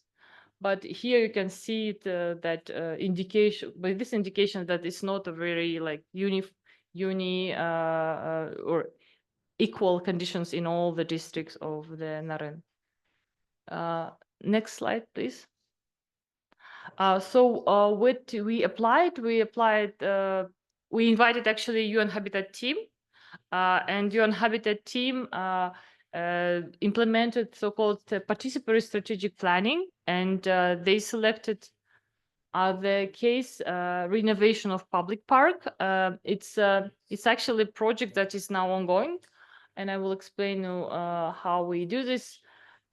But this participation in strategic planning actually lead to this selection of renovation park, Junussova Park, and the design was participatory. So the current design of this park is, of course, designed by a licensed company, but the routes, the functions was provided by the vision of the residents.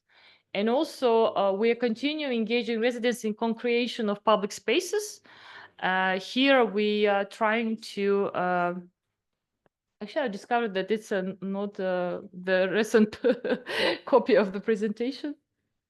Because, okay, anyway, there were QR codes for our catalog, but I can... So we actually discovered together with residents when we came from the strategic planning to the implementation of what the resiliency that there is the Naryn town lost its local flora. So the greens and trees in the city are not actually local species. And the citizens actually agreed with us that they would like to take part in restoring it. That was a very important message for us. And this is about, again, the theory of development, because we got a bit of criticism from our Swiss colleagues who are backstoppers. So they're giving money, but they're also part of our advisory team. When we started to talk about nature-based solutions, but mostly talked about local species. They said nature-based solutions, it's a very highly engineering stuff. We do understand this, but we also worry about that our giving capacity should be equal to receiving capacity. And the local people, they don't have that engineering knowledge, and we don't have time to bring them to that level, and they don't have money also to implement some nature-based solutions on the scale that is implemented by development agencies around the world. For example, I know that in Africa, they they create a big plantation of the species, yeah? By the way, not always local, and we are against this. So we call this together with our Kyrgyz colleagues in Bishkek, Kyrgyz landscape. So we want to restore the idea of Kyrgyz landscape using Naryn. Can you go to the next slide? This is a methodology of the UN Habitat, and in order to make this methodology available with our NURP team, we conducted workshop for Union of Architects and invited all urban planners who wanted to understand what this integrated planning means.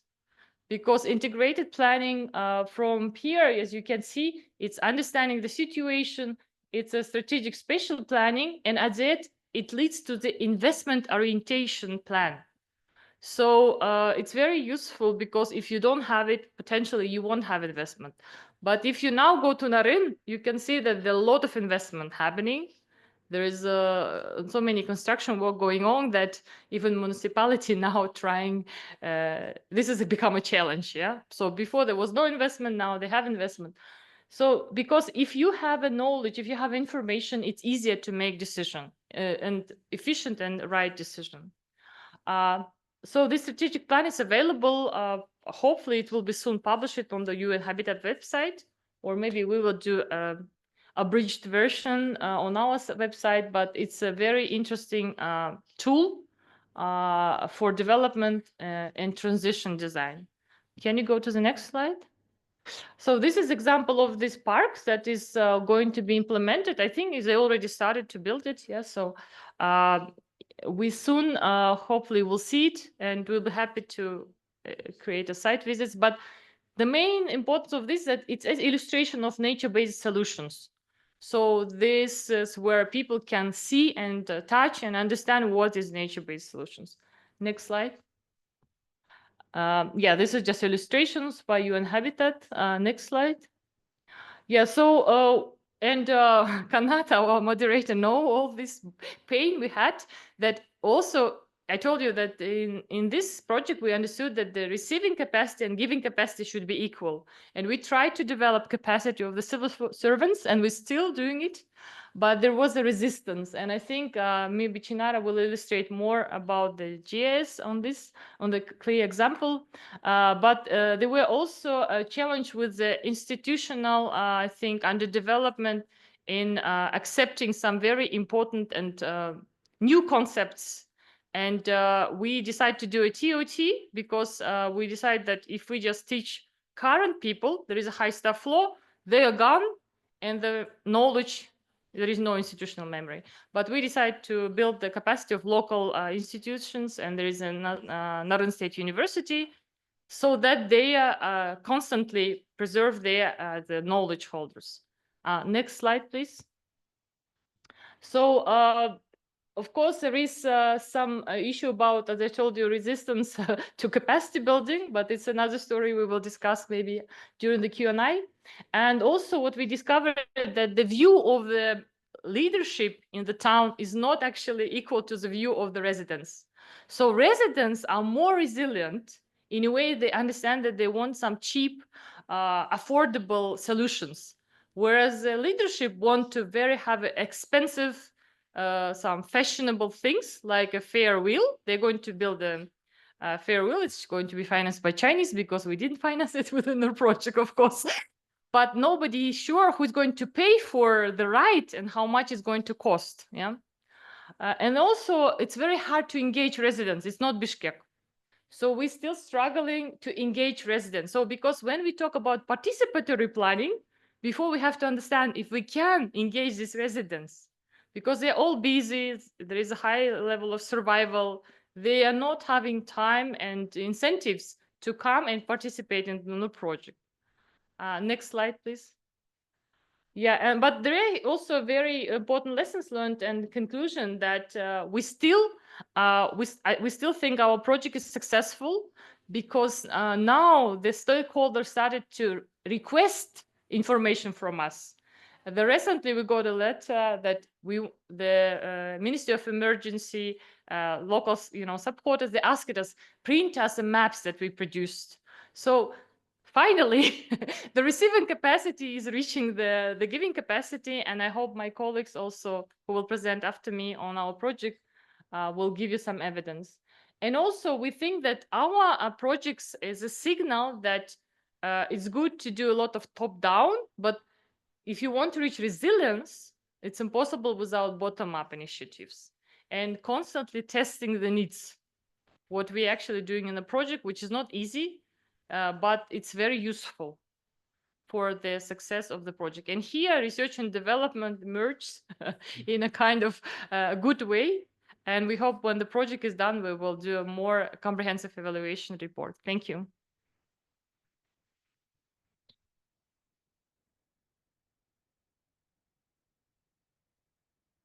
Maybe we'll leave the questions at the end because it's all related to NURP. No? Okay, okay.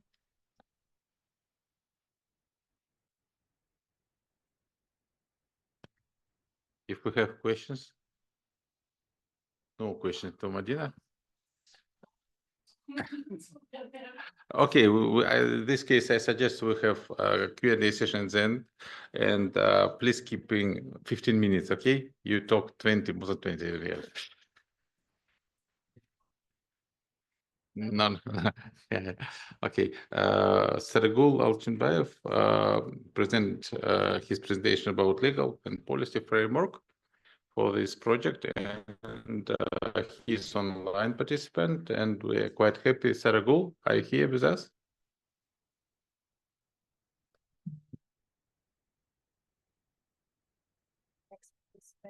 Okay, okay, I will. But do we have online participant? No. If not, if he's not here, we may maybe then have presentation for Chynara, and he may do it at the end. Okay. Okay. Well, this case we will keep Sarygul at the end of this session. He's answering. No voice. Yes. Gulsana Turuzbekova. No.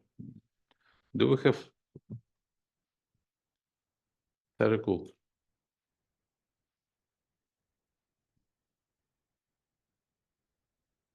No.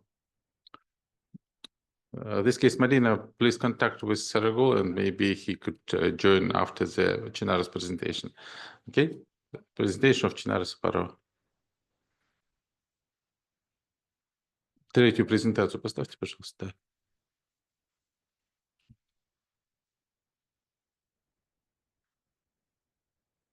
Yes.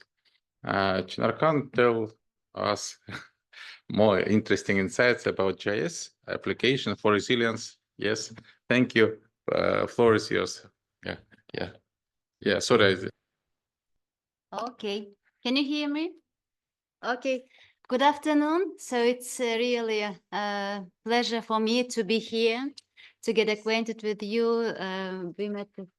And so actually, before starting my presentation, just checking if anybody here knows about GIS or had some practice on mapping, or have you heard? You have, yeah? Okay, great. Because I am not a GIS expert, but I am really passionate about this topic. Because almost since last 10 years, and it's my long-term goal to make all municipalities in Kyrgyzstan to use GIS. Because abroad in the Europe, in US, so I explored their cases. Even small towns, they apply GIS in their daily maintenance. And so actually my presentation is an overview of the research paper that me and Madina and other colleagues from state agency, we prepared for, next slide, please. Yeah.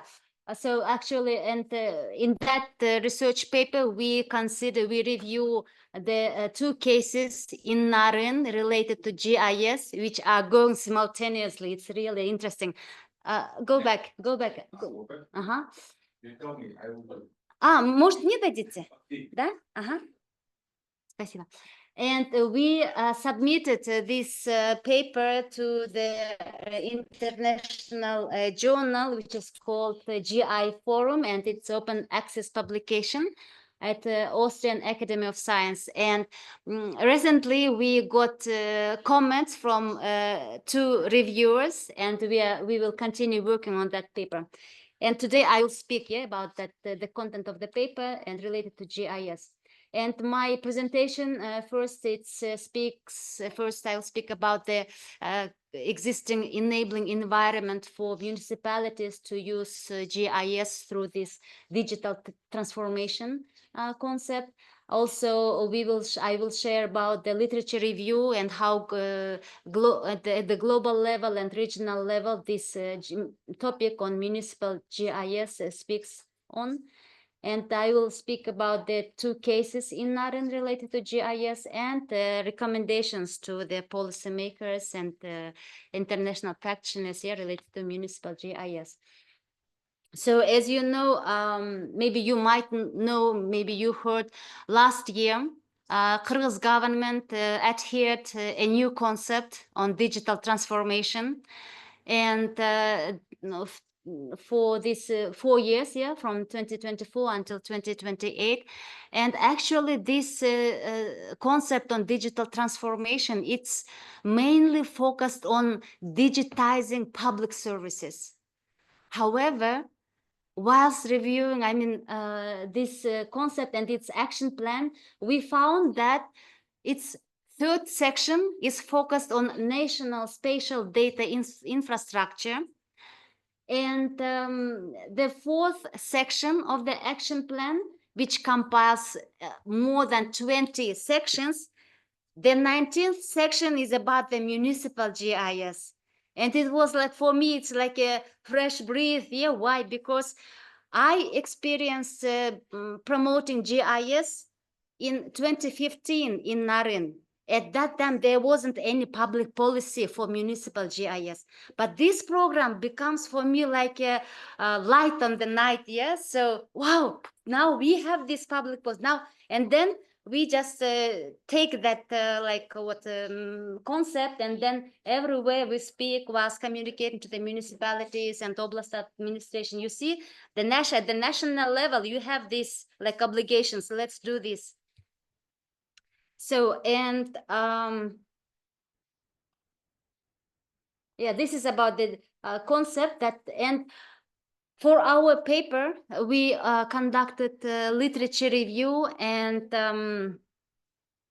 that literature review also emphasizes the importance of a municipal GIS, related to this, whilst creating the smart cities or promoting urban resilience, or land management. So, and maybe 10 years ago, GIS might be considered as an innovation, for municipalities. But these days, considering the rapid growth of the information technologies, including AI, machine learning, so GIS becomes no longer like optional, but necessity, because it's really important for the local government to manage their daily routine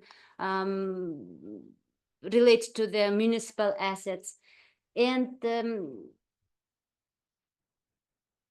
you know about ESRI, this company, ESRI, ESRI. It's like one of the leading private company that provides ArcGIS.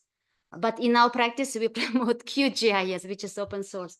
And this ESRI, they reported that geospatial capacity is not spread evenly among the municipalities. Usually it takes different forms between large municipalities, mid-sized municipalities, and small municipalities. And our Naryn town is considered as a small municipality. Why? Because they have only 47,000 population, And according to ESRI, so for such kind of municipality, it's not necessary to have GIS. But yet still we continue promoting GIS for such a small. Yeah, and in our paper, we don't compare, but we speak about these two projects, which are somehow unintentionally started at the same time in this small town, Naryn town. Yeah, first program is ours, where we started promoting geographic information systems for the municipal enterprises in Naryn, and simultaneously the government, within that digital transformation concept and its action plan, they announced a public order and delegated the state agency for land resources, cadastre, geodesy, and cartography to implement this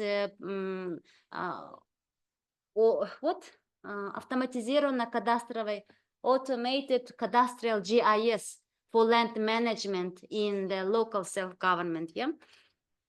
So in our paper, we explore these two cases, these two projects, and although both of them are focused on municipal GIS, in our case, in NERD program, we target 4 municipal entities in Naryn. First is Zelenhoz, where we support them to conduct the GIS inventory for urban greening assets. Yeah, urban greening, it's plants, trees, yeah, in the town. And we support the Ministry of Emergency Situation in Naryn to digitize the hazardous areas of the town. For Naryn, which is a municipal enterprise responsible for garbage collection, and so they digitize their assets on the waste collection routes, traffic lights, electric poles.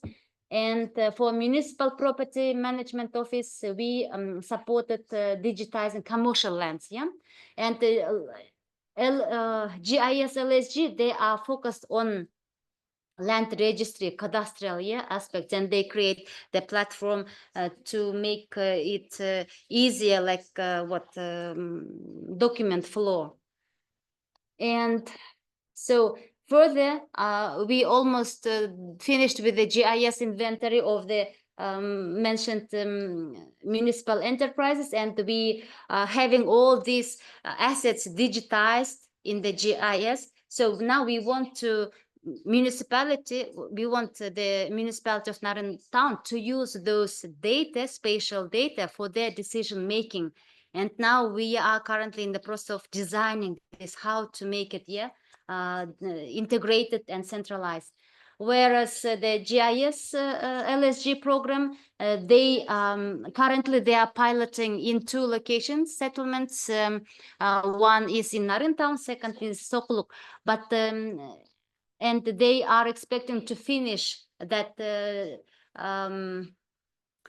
platform by the end of this year. And after testing, and if it's successful, they will replicate in all municipalities across Kyrgyzstan. And they make their platform integrated, connected to these 5 national level systems. And whilst interestingly, so at the end of 2024, both projects, without any knowing each other, so they conduct this research, including needs assessment, stakeholder consultation. Each part, we conducted our needs assessment for our program. They conducted needs assessment for their, but both of us, we met with the same people. Yeah, I mean, but then when we realized that that 2 projects are both for the benefit of Naryn town, then we communicated with each other, with the state agency, and then now we are cooperating with them. But the first data collection review was separately, and both when we read their documents, reports, both, I mean, there were similarities. Our needs assessment report and their report, we identified that the capacity in Naryn related to GIS is very low. There is a very outdated ICT infrastructure. And so all the stock taking and what inventory they do either on paper or in only Excel table, but without any spatial like mapping. Yeah. And however, whilst talking to the management level, all of them, they acknowledge the importance of GIS, but unfortunately, due to the budget constraints, they cannot allocate separate like position, GIS specialists in their municipalities. However, when we, after communicating, I mean, we somehow lobbied, so we promoted that at the mayor's office or at the municipality, they should create a GIS position. And after several months of communication, so Naryn Town Council, they issued an like regulation order where they made mayor's office to create 2 GIS positions, and both they were allocated to the Department for the Municipal Assets. Actually, yes. And so, of course, we in our paper, we spoke about the, in the discussion section, we spoke about the opportunities of the GIS for Kyrgyzstan and municipalities, existing gaps, and also we, and we what highlighted the recommendations that how and in what way GIS could be promoted and better to ensure the GIS diffusion at the municipal level. So we continue working on our paper, and actually it's my first experience when doing the academic research or submitting paper to the international journals. But thanks to the Madina, so I'm learning, and we are making this NERP experience to make it more academic. Yes, that's it. Yes. Maybe I'm done. Thank you. Maybe the last thing interesting, because before we were saying, please study. We have a school project certificate program on urban resilience. Nobody want to study. But the last event we had on this concluding of the GIS trainings, the Naryn government office said, please teach all the rural areas, please digitalize also. We said, okay. But we taught your municipal workers, now they have to go and teach. And we developed detailed instructions. Here we have Dinara, I hope she's not. Dinara, she's our GIS expert. So she developed it in Kyrgyz language. So, and we hope we upload it so that we don't teach, they can self-learn. Yeah, thank you. Okay, we have on our online participants Sarygul Alchynbaev, and do you prefer we demonstrate presentation, or you prefer that you share presentation with us and manage your presentation according to your speech here? No, we don't hear you. Sarygul? No voice. We saw him shortly, but lost. I think he's online.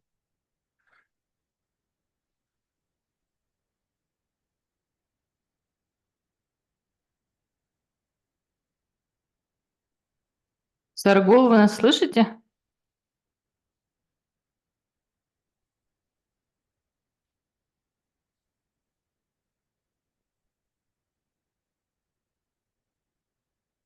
Sarygul?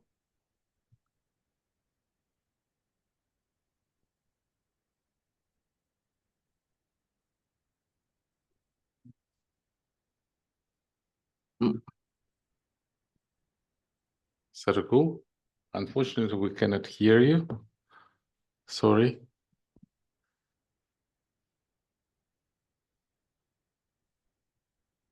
Sarygul, вы посмотрите, у вас что-то с микрофоном, как вы разберетесь, вы подключайтесь, я тогда начну, чтобы для экономии времени. This is actually a presentation of policy brief that we'll publish it shortly, we hope. At least our UCA team is doing their best to publish it. Как он работает, куда? Okay. So this was analysis of Kyrgyz legislation review done by On Habitat team, but it's a very comprehensive document. As I told you, the giving capacities in the Mars and receiving capacities in the Earth.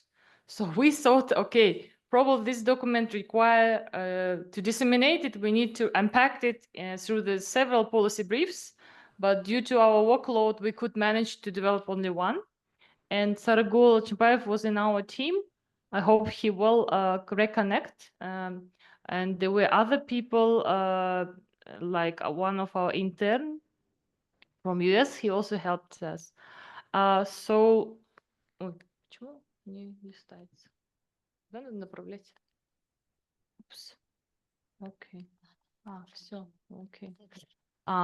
So this is just outline of the presentation that we wanted to talk a little bit about vulnerability context of the Kyrgyzstan and what happens with the legislation. As I told you, the NUR projects aim to improve the institutional landscape. So we'll, with UN Habitat team looked at the policy and the legislation.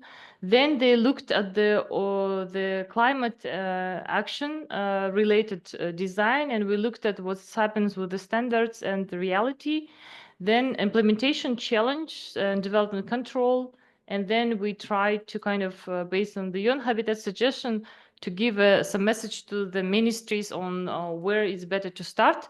Because as you heard today, the Ministry of National Economy and Trade, they said that they're going to promote the local development by delegating this function to the municipalities. And we hope that it will be very useful for them. And I got a contact from the person responsible for regional development, and I hope to send them this policy brief. Why it's not working?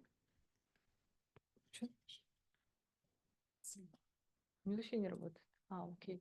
So it's not just don't want to stop here a lot to save the time, and I hope Sarygul finally will connect.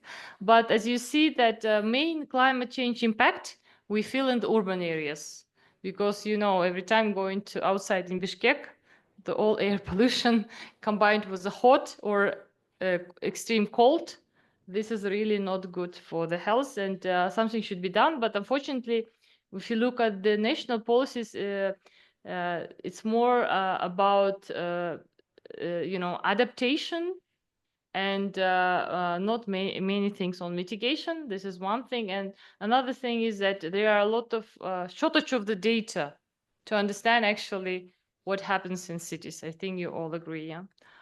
So if we look at the specific policy areas, and urban planning laws, and this is something we discussed yesterday, that actually does not require any assessment of the carbon emissions. So it's not clear if something we do as a climate action, do it lead to the decrease of the emissions, because we don't know the real level. And actually the presidential order recommended this decrease, but it's not included in any reform, particularly in urban planning. And also the environmental impact assessment, it's mostly post factum. So after the decision is made, it does not include any mandatory, again, assessment of the carbon emissions. And of course, we see that with the growth, and Bishkek is growing very fast, I think all of you discover it, the carbon fleet also will grow, but still we don't understand the scale because nobody's measuring it.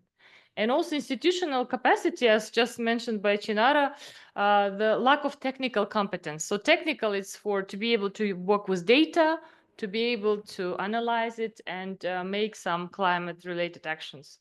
So that's why our NUR projects, and also there is a Green City Action Plan that is developed with the assistance of the European Bank of Development. Those initiatives try to fill the gap, but unfortunately in very selective locations. So it's not in all parts of Kyrgyzstan.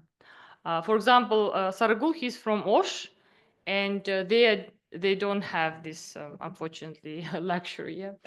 If we talk about the standards, because standards, those really have to regulate the process of development, we have the building codes, and actually there are some building codes and energy efficiency, but nobody is checking and controlling what's happening. So there is a kind of suggestions to do this, but nobody really check it, and there is no incentives or motivation of anyone to save the energy because it's centralized, and you know, people don't worry about, and cheap also. Yeah, in Kyrgyzstan it's pretty cheap.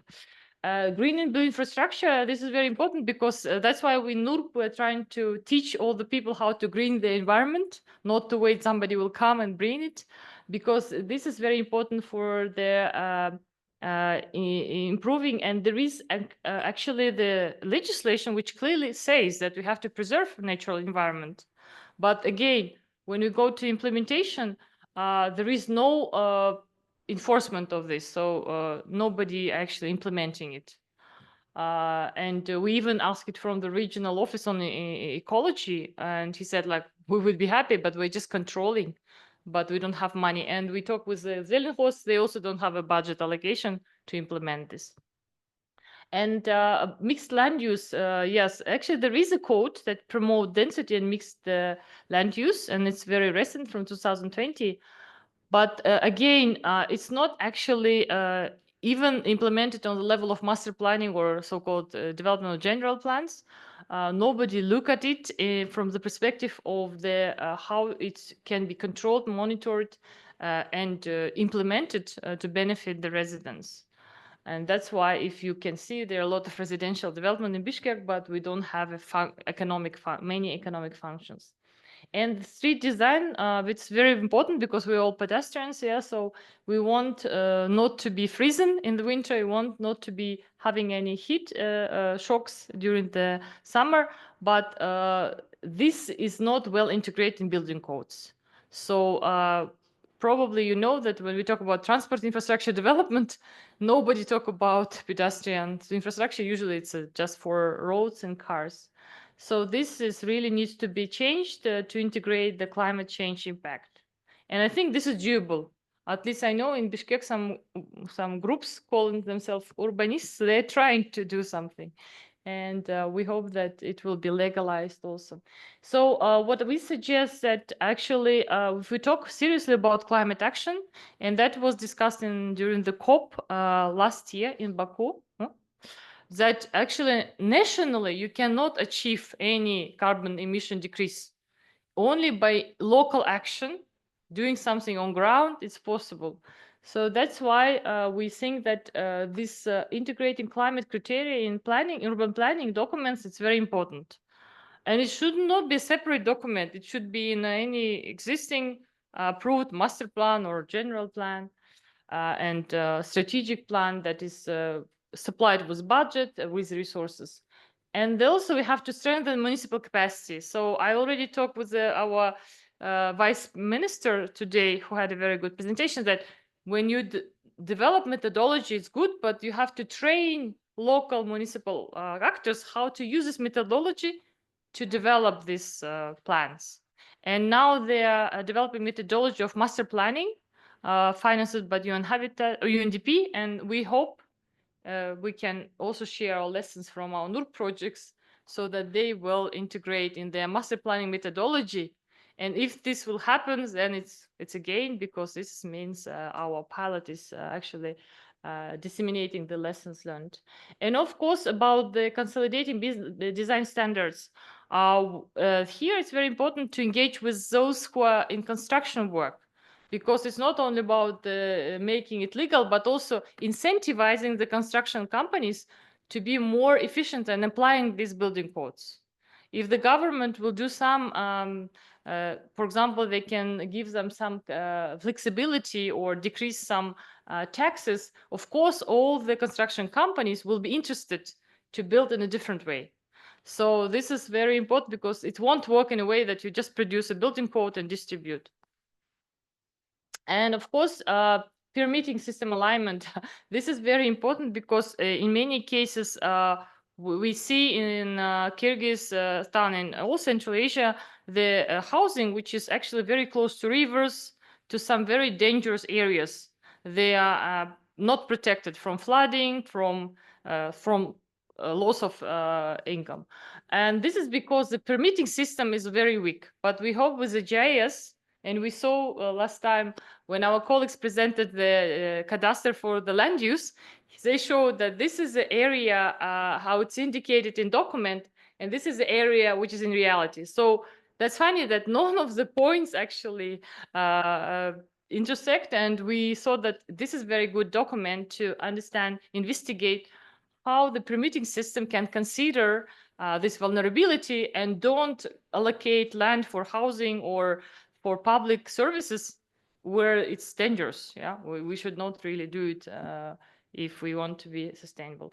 And of course, we are trying at NURB to strengthen the green and blue infrastructure, because funny thing that there is a nice river Naryn, but nobody uses it. I mean, there is no public beach, or people don't go to river. Maximum what they do a picnic, yeah, and there is a picnic area.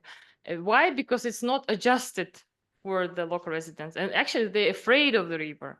So there is no river green interaction, and also in some part of the town there is no water to water the green, whereas you have big canal here and big river. So that's why this reconnecting the green and blue requires a lot of efforts talking with the national government, because what we discovered that some of the resources, access to resources, it's not under the authority of the municipal government or Naryn region. It's actually could be Ministry of Agriculture, it could be other stakeholders, and that's why it should be done on the national level. And of course, stimulate accessibility, and here prioritizing pedestrian and bicycle infrastructure. This is not easy, and you know that it happens in Bishkek. So all this infrastructure used by, it's not continuous, and it requires some, of course, understanding and action from the residents. And here, I think this is a part which should be really participatory and change the behavior of the residents of the city. But this is possible, and it's actually increase the mixed land use. And then the people from one part of Bishkek will not travel to another part of Bishkek. If they work and living in one area, it actually can help to solve a lot of problems with the traffic congestions also. Especially if we digitalize, so maybe they can sit in the co-working and do their work without traveling to the next, I don't know, district of the Bishkek. So it's very important. And so this is, I think we just took from the UN Habitat, but I think it's very useful that we have to really think about three important impact of the reform. It's a reduction of vulnerability. As I said, like a lot of people leave, and Kazakhstan is a good example. Last year in the spring, I think you all saw how half of our population lost their livestock, their means of living, and they were become poverty in one day. So, and the second is economic opportunity that we are teaching now how to do landscape design to the local people, and they can turn it into the business. So they can have the small nurseries and sell this local Kyrgyz landscape to other Kyrgyz regions.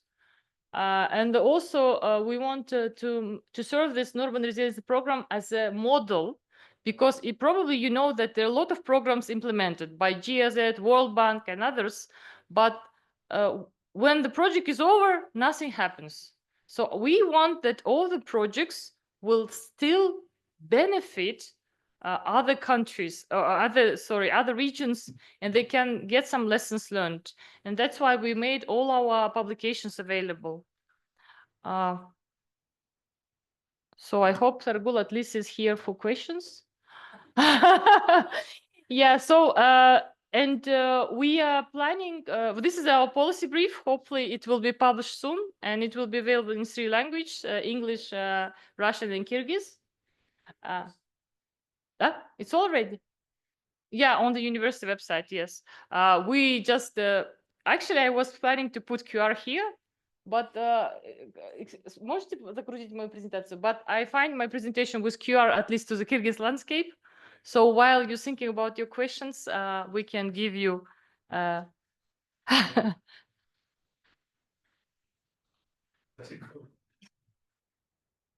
will, I think, call him.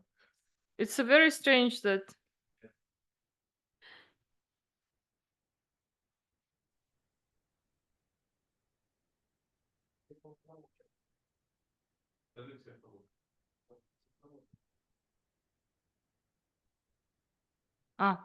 I'll just put a QR code to our landscape design catalog. So if you want to download this catalog, it's free and it's in Russian language, but because our foreign colleagues started to be interested, now we translated it into English language because we didn't think that the Kyrgyz landscape would be so interesting for foreigners. Okay, we will translate it. And for those who want to study what is the implementation of this Kyrgyz landscape, we also have lectures or for the residents, how they can plant these trees, how to take care of them, herbal trees or herbal plants, and how they can use it to improve their health. Okay, so now we have to be open for questions.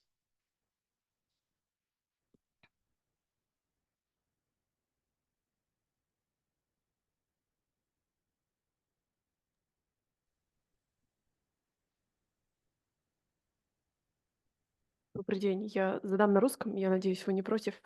Спасибо большое за презентацию. Я из программы ООН по окружающей среде, мы тоже сейчас заинтересованы в работе на уровне городов, и мы тоже делаем работу по природоориентированным решениям в Бишкеке. У меня два вопроса. Первый вопрос. У вас был слайд, Мадина, где Integrated Habitat Index, и там были разные, я так понимаю, составляющие индекса. Какие именно индикаторы входят в часть по hazard и какие в environmental, если вы знаете? Или, может, примерно как-то можете объяснить, как на гиперлокальном уровне районов можно, какие как бы, данные используются для вот оценки вот этого hazard и environmental part? И второй вопрос. На основе опыта, который вы получили в этом проекте, как бы вы сейчас оценили потенциал местных людей, которые работают на местном уровне, я так понимаю, это и мэрии, и органы местного самоуправления, может быть, какие-то локальные департаменты Министерства природных ресурсов и другие потенциалы в использовании гиперлокальных данных. Вот GIS вообще в сфере, например, устойчивости к изменению климата. Потому что это тоже вопрос, с которым мы хотим дальше работать. Насколько сейчас эту работу могут вести сами органы местного самоуправления? Или вы считаете, что все-таки на данном этапе это больше вещи, которые могут лидировать все-таки исследовательские институты, например, и УЦА, и другие? То есть можно ли сейчас рассчитывать на...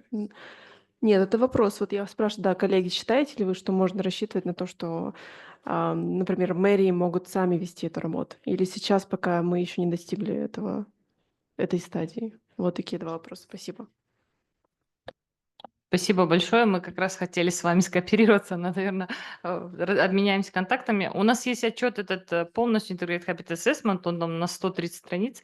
Мы вам отправим. Мы все хотели у себя на сайте разместить, но наши коллеги, кто авторы там, они как-то что-то никак не могут нам этот PDF разделить на части, а он очень огромный. Вот, поэтому мы поделимся, там нет никакой секретной информации. Поэтому не буду занимать время. Единственное скажу, что, конечно, там было как бы расчет, насколько далеко какое-то домохозяйство находится от точки опасности. И там есть определенные как бы, то есть vulnerability с точки зрения влияния. Вот, и там все были геологические, социальные, там, например, если очень далеко находится садик или очень далеко находится там баня, да, общественная, это тоже учитывалось.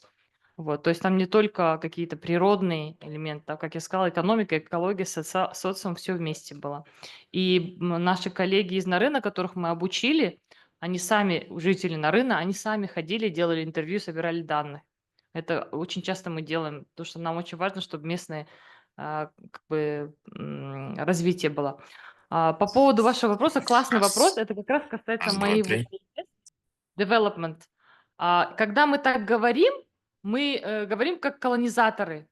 То есть как будто бы какие-то люди, они более слабомыслящие, чем мы. Это неправильно.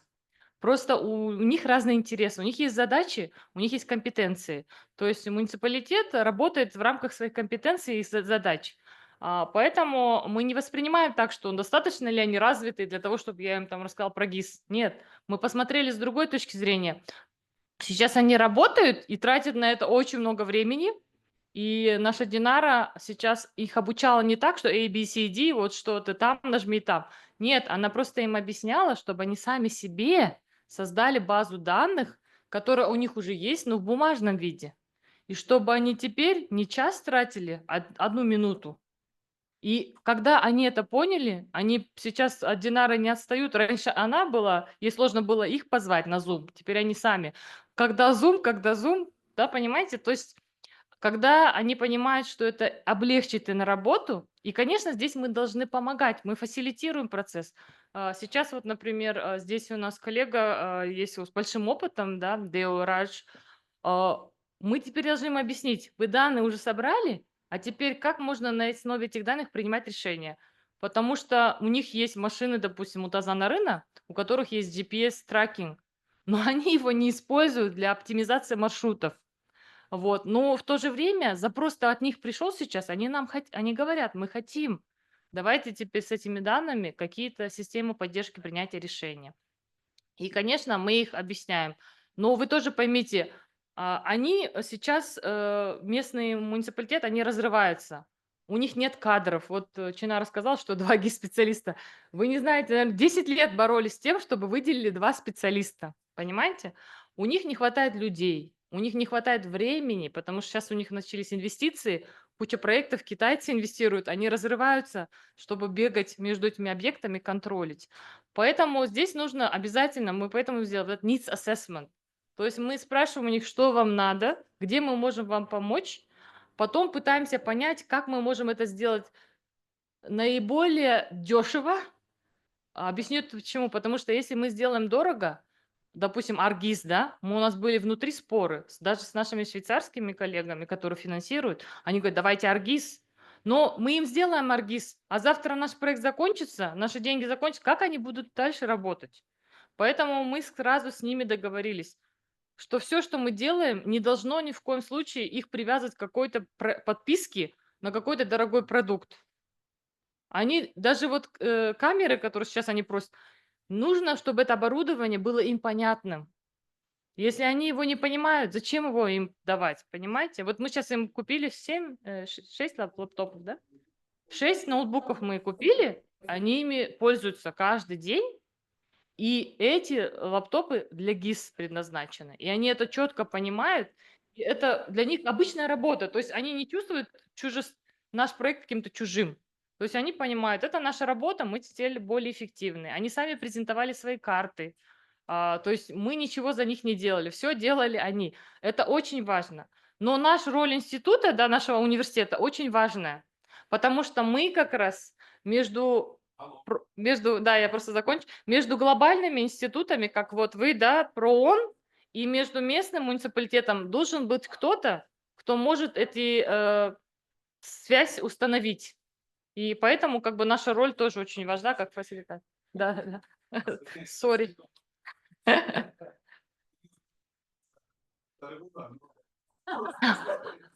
Да, что-то у нас проблема с техникой. If you have any questions, I think we move to the coffee break now, and you can capture Chinara and Madina. Unfortunately, Sarygul is only online. Maybe somehow to the context. Next group already coming. Да, да.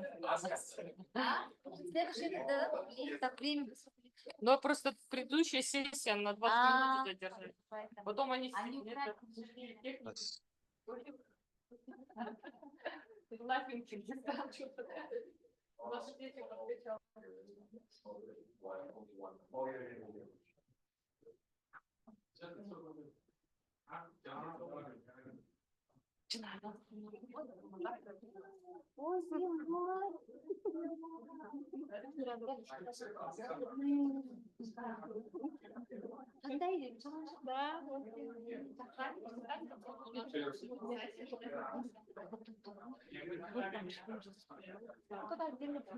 Раз.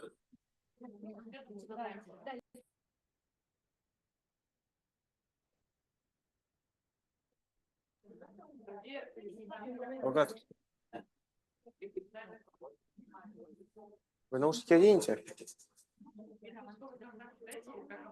Так, вы же меня сейчас слышите? Раз, два, три, четыре, пять. Ну а что не говорят? Все тогда? Нет, с телефона просто. Раз, два, три. Нет, я имею в виду медленно.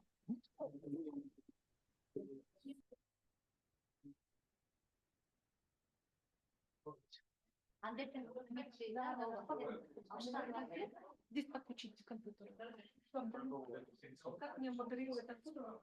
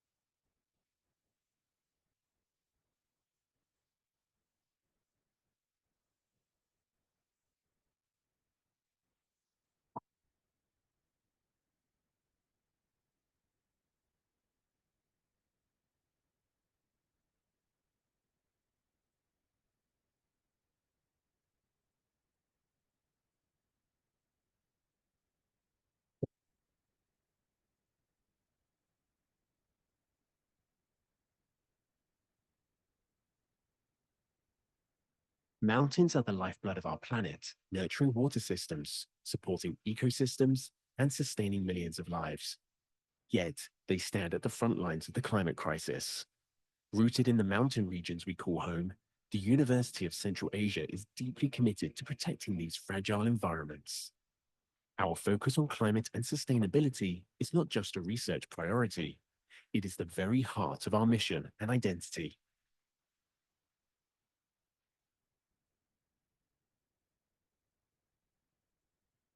These mountain regions are known as the water towers of Central Asia, and the impacts of change here ripple down across borders, across nations, to millions of people downstream.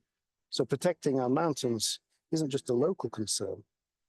The very future of our region depends upon it.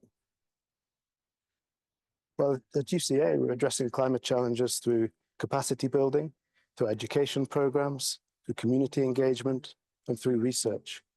In our Graduate School of Development, we have the Mountain Society Research Institute.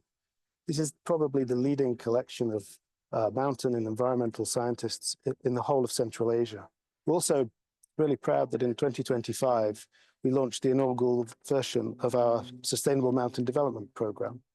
This is a program of events that will take place across Kazakhstan, Kyrgyzstan, and Tajikistan, in small towns and capital cities, bringing together policymakers, practitioners, experts, researchers to discuss the challenges of climate change, whether that be the effects of climate change on health, whether it be the challenges of food and water security, or the challenges of adapting to climate change in remote mountainous regions.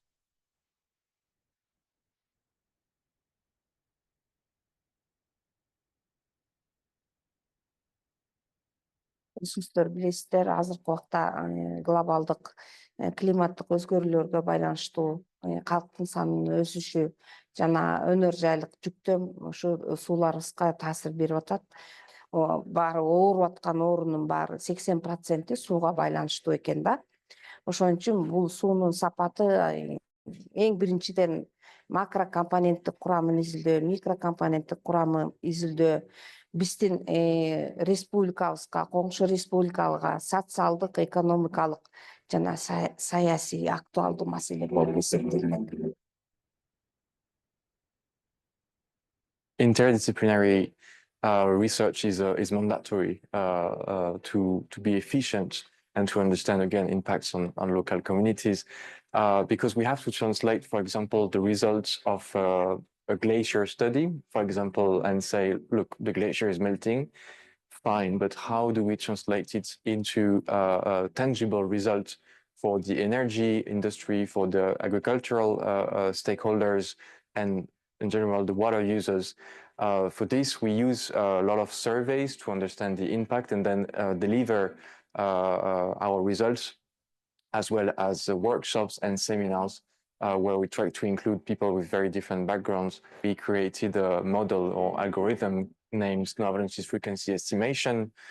The acronym is SAFE, which enables us for the first time to map on a regional scale all the snow avalanches historically. So that's one of them. And other than this, we use advanced technologies such as advanced remote sensing, drones, or land survey systems to document and collect data on the ground that nobody has collected before, to inform, of course, our recommendations and, of course, our papers.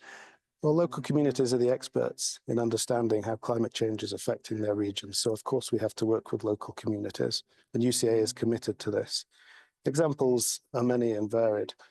We've worked with Kyrgyz Hydromet and the Ministry of Emergency Services in Kyrgyzstan to develop machine learning-based solutions to air pollution in Bishkek. In Tajikistan, we've worked with multilateral donors and with Hydromet in Tajikistan to develop early warning systems for avalanches and avalanche prediction software. Our civil society initiative has worked with Naryn State University in Kyrgyzstan to develop a research partnership center to provide a local hub for research collaboration and practical action. In the context of Central Asia, given the abundance of minerals and natural resources such as oil, gas, and coal, the decarbonization play a very important role because our governments now are putting on the agenda the shift from carbon-intensive projects such as oil, gas, and coal, turning to more clean energies or renewable energies such as solar, wind, and hydro power resources. So this is very crucial topic for the region, considering the current environmental issues we are facing. And many universities and institutions, such as University of Central Asia, can provide significant impact by identifying key gaps in energy decarbonization, as well as providing policy recommendations both for national governments as well as for international organizations. Our program takes a holistic approach that gives us solid theoretical foundation with practical experience. It starts by helping us understand ecosystems, natural forces at play that give us clearer picture in mind of both the causes of climate change and possible solutions. We also gain hands-on experience by going out into the field and observing and analyzing climate change impacts firsthand.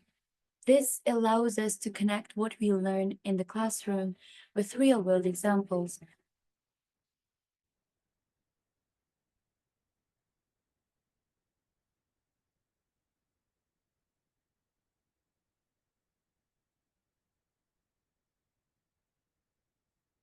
This year marks the International Year of Glacier Preservation, the midpoint of Kyrgyzstan's 5 years of action for mountain development, and University of Central Asia's 25th anniversary, a testament to our ongoing dedication to sustainability and education.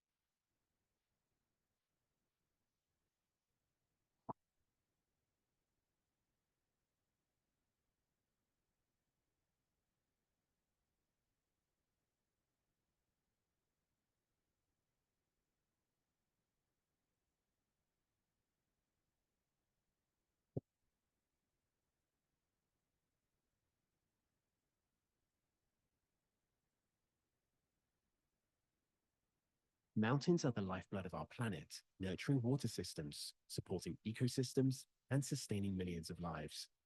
Yet, they stand at the front lines of the climate crisis. Rooted in the mountain regions we call home, the University of Central Asia is deeply committed to protecting these fragile environments. Our focus on climate and sustainability is not just a research priority, it is the very heart of our mission and identity.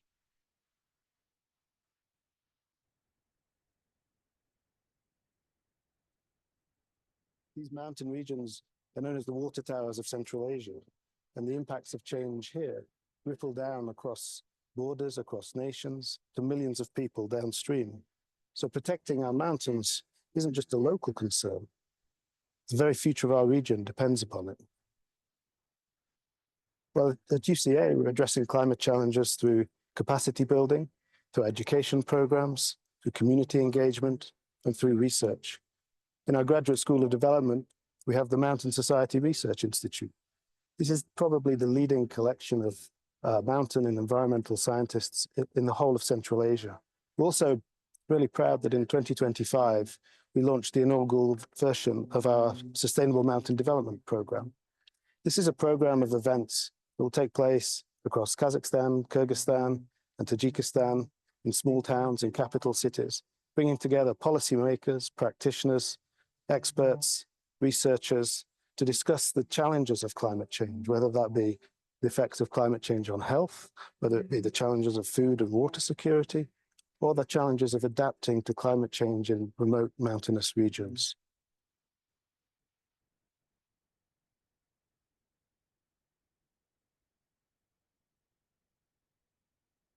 Сіздер білесіздер, азыркы убакта глобалдык климаттык өзгөрүүлөргө байланыштуу калктын санынын өсүшү жана өнөр жайлык жүктөм ушу сууларыбызга таасир берип атат.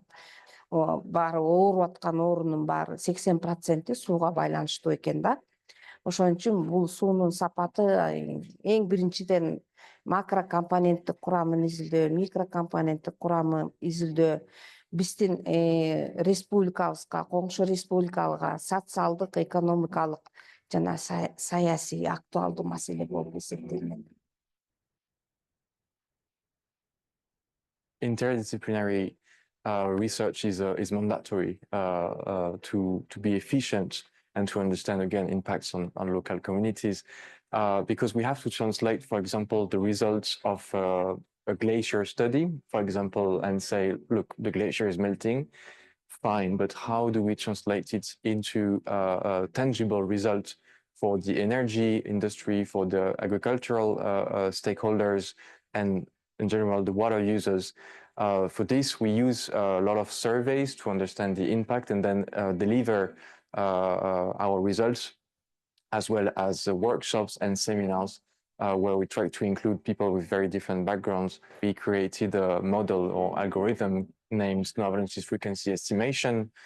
The acronym is SAFE, which enables us for the first time to map on a regional scale all the snow avalanches historically. So that's one of them. And other than this, we use advanced technologies such as advanced remote sensing, drones, or land survey systems to document and collect data on the ground that nobody has collected before, to inform, of course, our recommendations and, of course, our papers. Well, local communities are the experts in understanding how climate change is affecting their regions. So, of course, we have to work with local communities, and UCA is committed to this. Examples are many and varied. We've worked with Kyrgyz Hydromet and the Ministry of Emergency Services in Kyrgyzstan to develop machine learning-based solutions to air pollution in Bishkek. In Tajikistan, we've worked with multilateral donors and with Hydromet in Tajikistan to develop early warning systems for avalanches and avalanche prediction software. Our civil society initiative has worked with Naryn State University in Kyrgyzstan to develop a research partnership center to provide a local hub for research collaboration and practical action.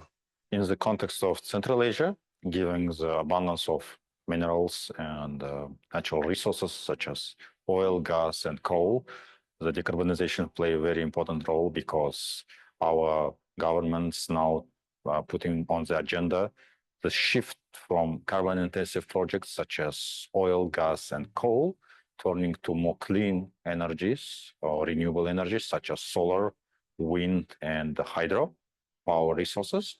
So this is very crucial topic for the region, considering the current environmental issues we are facing. And many universities and institutions, such as University of Central Asia, can provide significant impact by identifying key gaps in energy decarbonization, as well as providing policy recommendations both for national government.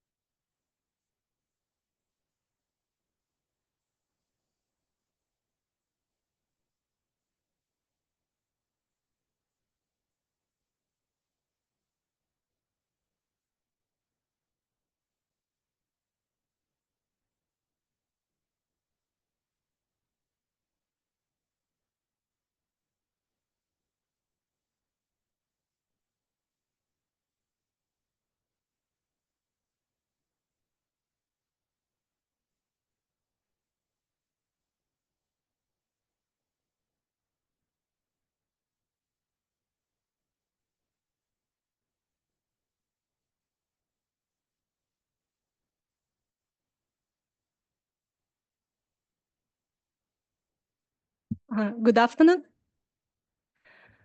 Dear participants, guests, partners, colleagues, and speakers. Welcome to the panel, which is called Socio-Economic and Policy Pathways for the Sustainable Development in Kyrgyzstan, Gender Equality, Public Health, and Agriculture Transformation. This panel was prepared by the representatives of Alato International University. This panel brings together 3 research perspectives that address critical socioeconomic and policy challenges shaping Kyrgyzstan's sustainable development trajectory. Collectively, The papers examine structural inequalities, public health risk, and agricultural innovation as interlinked domains that require evidence-based intervention and systemic reform. I would like to introduce our speakers. Mr. Kanat Tilekeyev, Director, Silk Road Research Center, and Viktor Askarov, PhD in criminology and Dean of Social Sciences in Lato International University, and me, Maral Seganalieva. I am a coordinator of Alliance of University for Green Economy and Sustainable Development. And before starting our session, I would like to inform our speakers on the time allocated for each speaker, 50 minutes for the presentation and 5 minutes for the question and answers. And I will give verbal warnings, 5 minutes and 1 minute before the speaker's time ends. And the first speaker is Mr. Kanat Tilekeyev with his presentation, Gender Perspectives on the Norms of a Good Citizen, Evidence from Service in Kyrgyzstan. The floor is yours, please. You can start.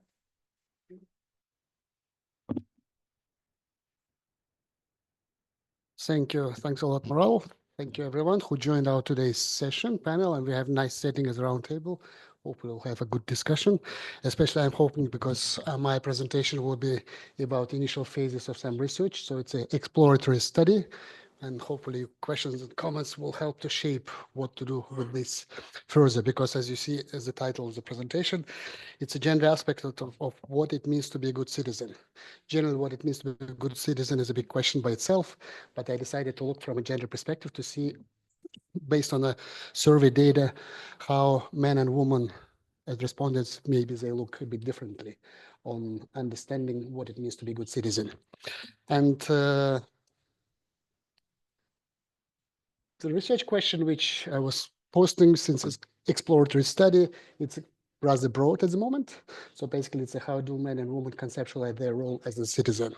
And of course we understand there are certain limitations in terms of how research based on data from a survey in terms of opinions may have certain limitations in terms of its validity and what it may represent. But I think it will be a good starting point to think about the gender perspectives of people in Kyrgyzstan, thinking what it means to be a good citizen. So I'm using at the moment the latest World Values Survey, is the 7th wave in Kyrgyzstan. 2020, just before the COVID started. It was late 2019 and early 2020. And I think we should also keep in mind that because there were some specific political events happening there, which perhaps could have affected the opinions of respondents. And I was approaching mostly based, there are different studies and approaches how to understand what is a good citizen, and the scholarship on citizenship of what it means to be a good citizen is quite wide and diverse.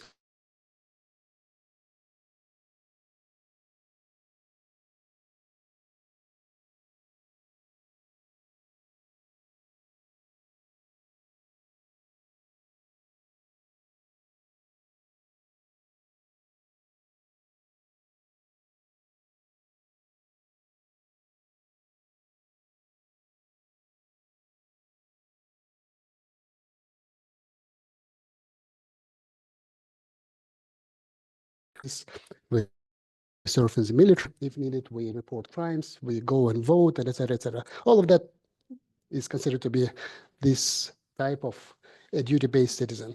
But there is also another aspect, what it means to be a good citizen, according to Russell Dalton, and it is engaged citizen. It is not about something which state expects you to do, and therefore you are becoming a good citizen, but rather that you are yourself having certain opinions and the ways how you engage with the state. You form your own independent opinions. You support those in need. You are politically active. You engage in volunteerism. You are part of civil society, and et cetera, et cetera. So these two sides of a good citizen, which I took as a starting point, and it is based on Russell Dalton's and others' approaches. Okay, so I'll proceed now to certain immediate findings related to what we can see in a World Values Survey. I hope people from far away can see these graphs. If not, I'll try to guide you through that. I was looking at all the questions which, in my view, were relevant. You know that there's quite a big questionnaire, and there are many questions asked about the values of people in different countries, but some of them are maybe relevant to what we can think about the duty-based citizens. For example, and we can see here maybe slight variations in this, for example, 3 questions which were asked on respondents. Well, is it good or not to cheat on taxes? And that paying taxes is a way how you engage as a citizen with the state. And of course, you here can see maybe slight variations that women respondents, they tend to justify less cheating on taxes than men, for example.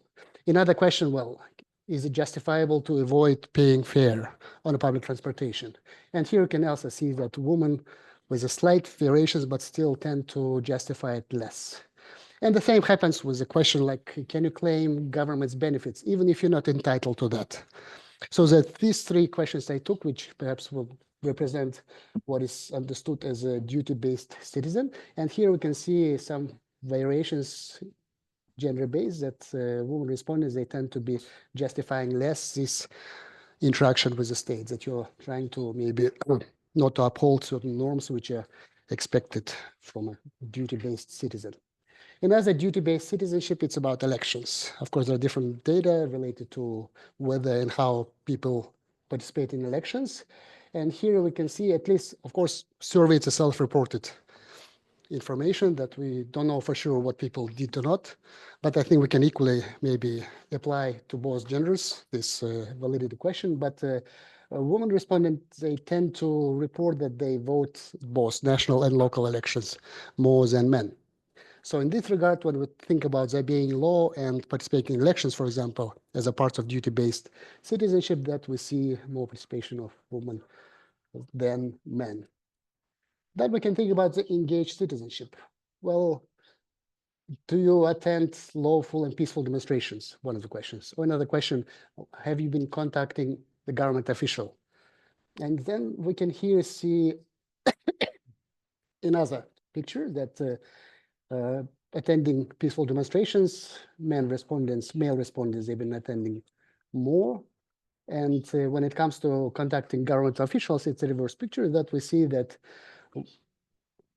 women respondents, they tend slightly to contact more and engage with the state through contacting officials.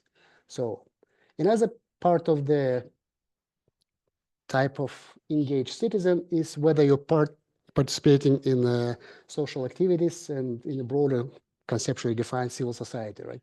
For example, do you have active or inactive membership in the self-help groups and mutual aid groups? And here we can see a bit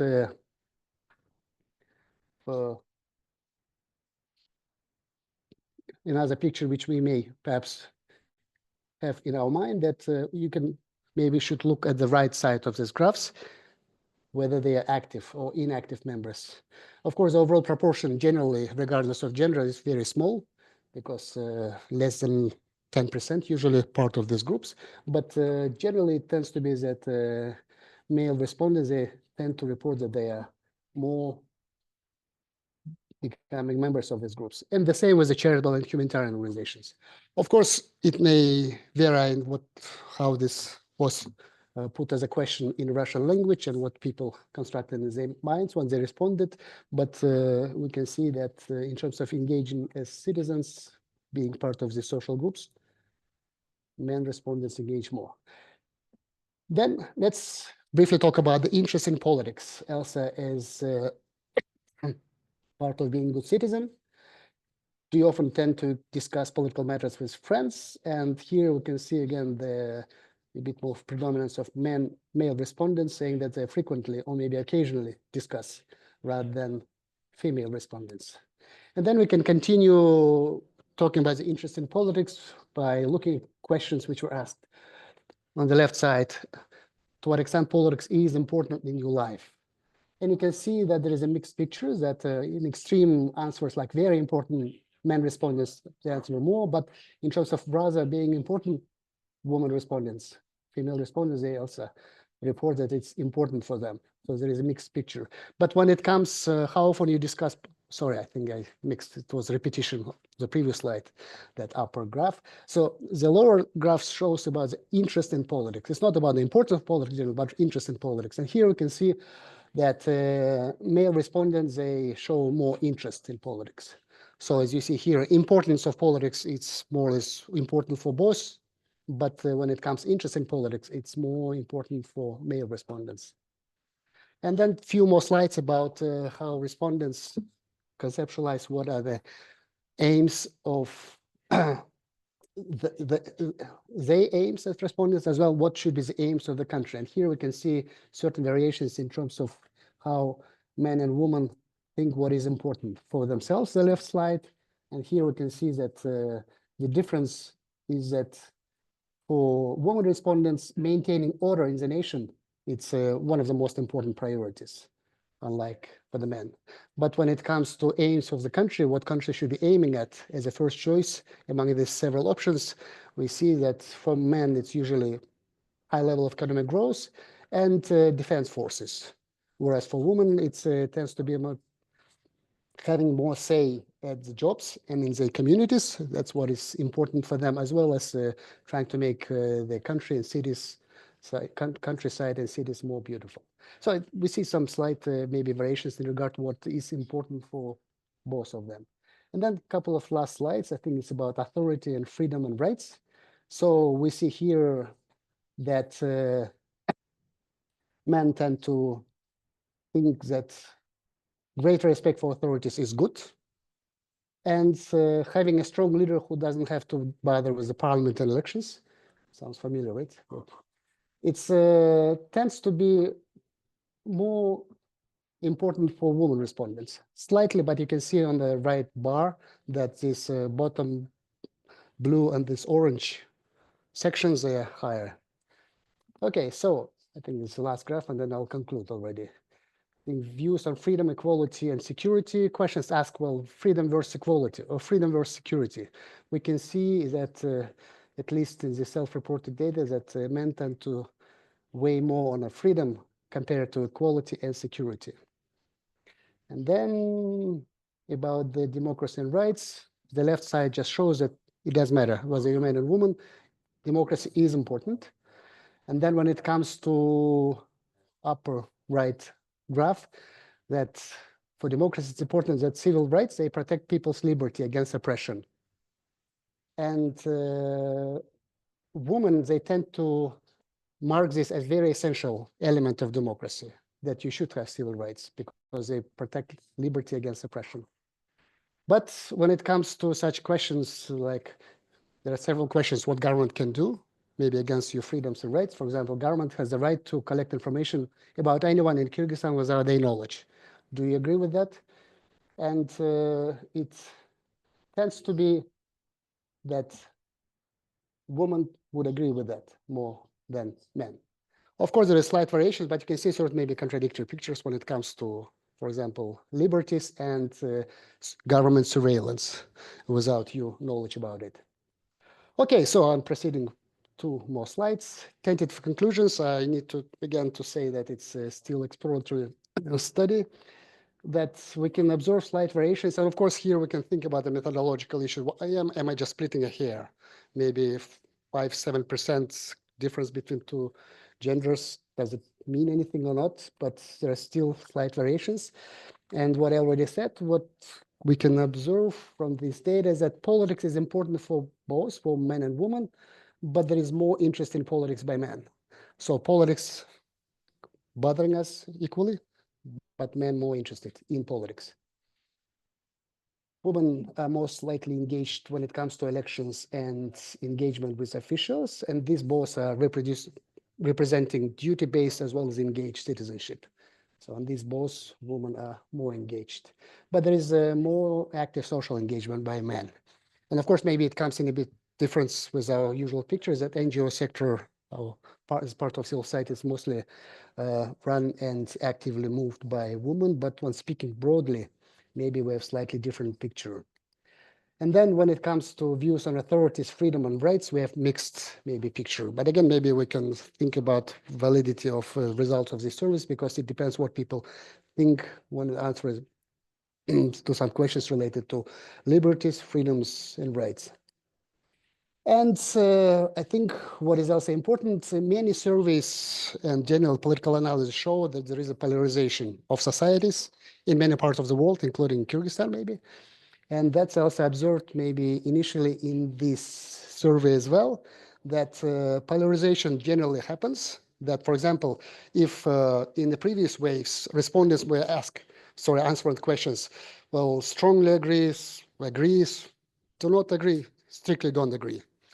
The extreme answers increased in recent years. I think that's what in recent waves, that what generally I think some other data analysis show. But I think this analysis shows that men tend to be more extreme and polarized. The answers that I strongly support or strongly agree is much higher than women's response. And I think we can also, as a tentative conclusion, may speak about the duty and engagement. Woman tends to be more on a duty side based citizenship, and maybe men on the other side. Again, I put as a question mark because at least preliminary view of the data maybe suggests to look this way. As the last slide, it's about limitation and what's further. Just to remind you, it's an exploratory study because it's mostly like a descriptive, trying to see from this inductive analysis what patterns are emerging. And again, it's just on one data source and one wave, no temporal analysis, because I think one further things which needs to be done, it's to include other sources as well as other waves from the same study, because Kyrgyzstan was in 3 waves of this survey. And that would help us to see temporal dynamics, what is changing over time, that I need to formulate further specific questions and maybe try to explore maybe further subcategories of which are the important features and characteristics of both men and women would maybe help us to explain certain variations. And with that, I would thank you, and then we'll look forward for your questions. Thank you so much, Mr. Medetiligeno, for your interesting presentation. And we have just 5 minutes for the questions and answers, and because we started our session 10 minutes late. So I hope any questions from.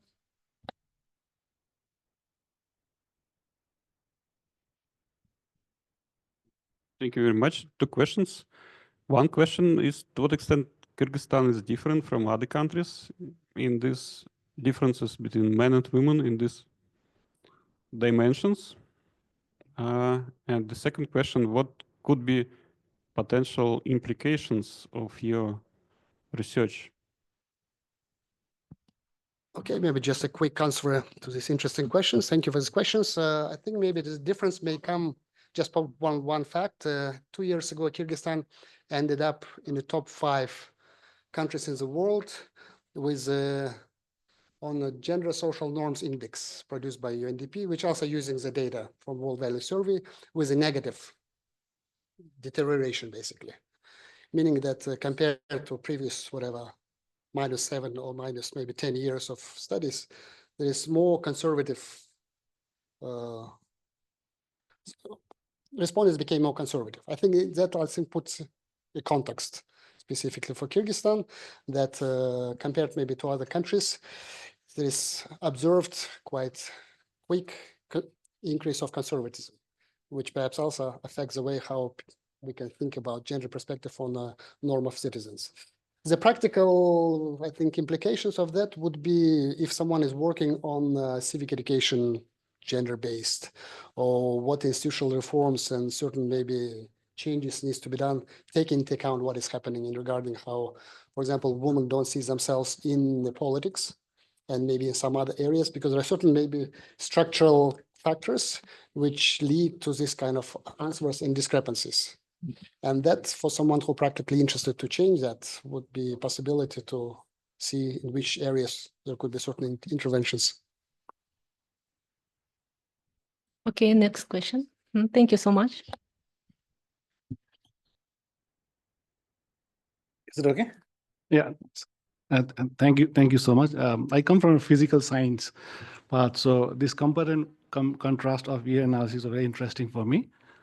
I was just thinking, like, if you bifurcate your data samples by affluence and also the literacy rate, would your response be completely different? Will have affluency and the education level would influence the response part? And the way to do is, I guess, is to run this exercise, one for the rural village and then the other one in the urban center, and see if there would be any differentiation between your responses from these two geographies. I would suspect maybe there will be some variations. I haven't done it yet, so I cannot answer it definitely what it would be, but I would expect there would be something. And yes, thank you for that. I'll be trying in the next phases of research to check for the subcategories of level of income and rural, urban settings, some other categories as well. And last question. Please. Yes.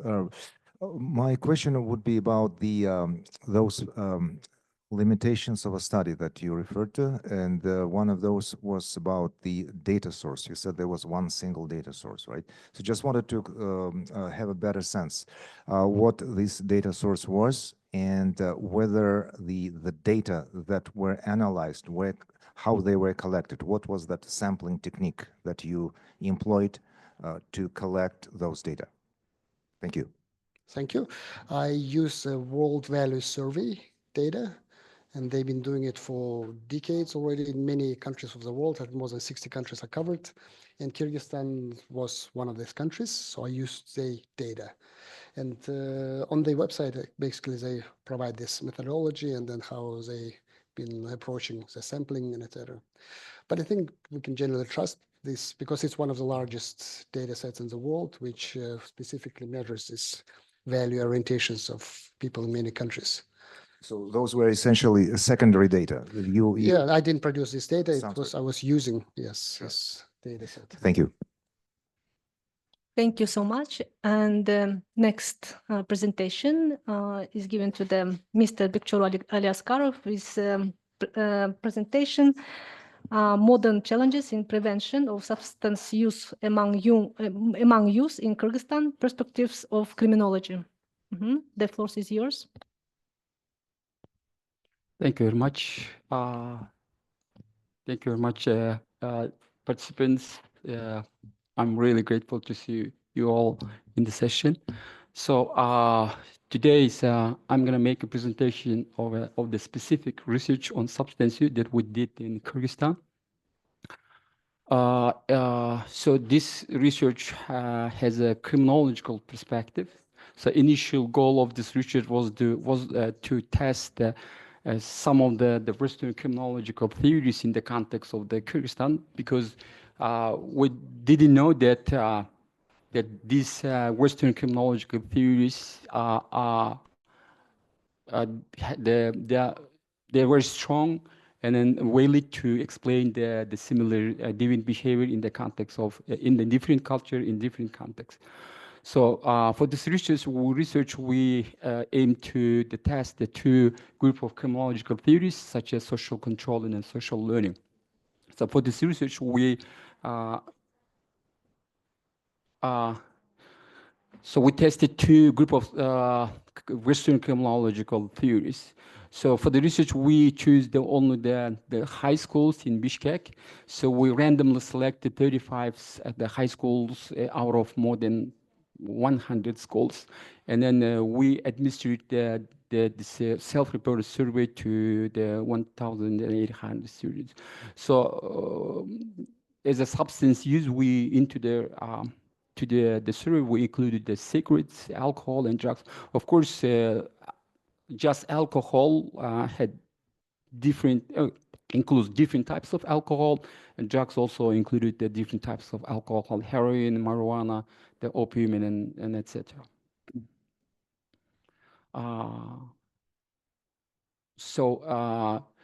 As I said, we initially wanted to test these criminological theories, and then I a little bit give you the background information about this the chronological theories. So social control theory studies the protective factors through measuring the social bond, this attachment in the conventional actors, involvement in conventional activities, commitment to the conventional goals, and then belief in conventional norms. On the other hand, the social learning theories actually tries to explore the process of learning of deviant behavior. So it actually, it's more, this group of theory has more psychological perspective. Our research showed that there is an increasing trend of the in the U.S. smoking. The research highlights the increase in cigarette smoking among teenagers. This research showed that the really huge impact of peers on the teenagers in use of substances, and then parental influence. So parental influence actually the role of family has two aspects actually. In one stand, the parents or family is playing as a protective factors. On the other stand, the parents are actually teaching their kids how to smoke the cigarette, that consume the alcohol beverage, and then the prefers smoking cigarette and then consuming the alcohol actually may lead to the later drug use. So actually to our research we included all the variables of social control and social learning theories. Besides this, I also included that all the demographic variables like gender, age, ethnicity, and GPA, yes. And then I also included that the types of the schools, because we have different types of schools in Bishkek. So we wanted to see the differences of the substance use based on their types of schools. So here I'm just showing only the significant and the variables. Actually, the table was really big, and then I removed those variables who were not insignificant. So here we have only significant. So this is just for this for the smoking cigarette. So who are more likely to smoke the cigarette? So the females are less likely to smoke than the male. Age are positively correlated to the statistically significant, because they are the significant at the p value is like at the level 0.00. So as age grows, the use of substances also increased. Income is also positively correlated with the substance use. So as income gets higher, then the possibility of use of substances also gets higher. So Kyrgyz ethnicity is significant but negatively correlated. So we included different ethnicities in this the research, and then so Kyrgyz youth are less likely to use the substance use among other ethnicities. And then GPA is also negatively correlated, significant and negatively correlated. Means like the students with higher academic achievements are less likely to use the substance. So, and this is the ordered all logit regression analysis. There is a really statistical multiple analysis where I put all the variables of social control and social learning theories.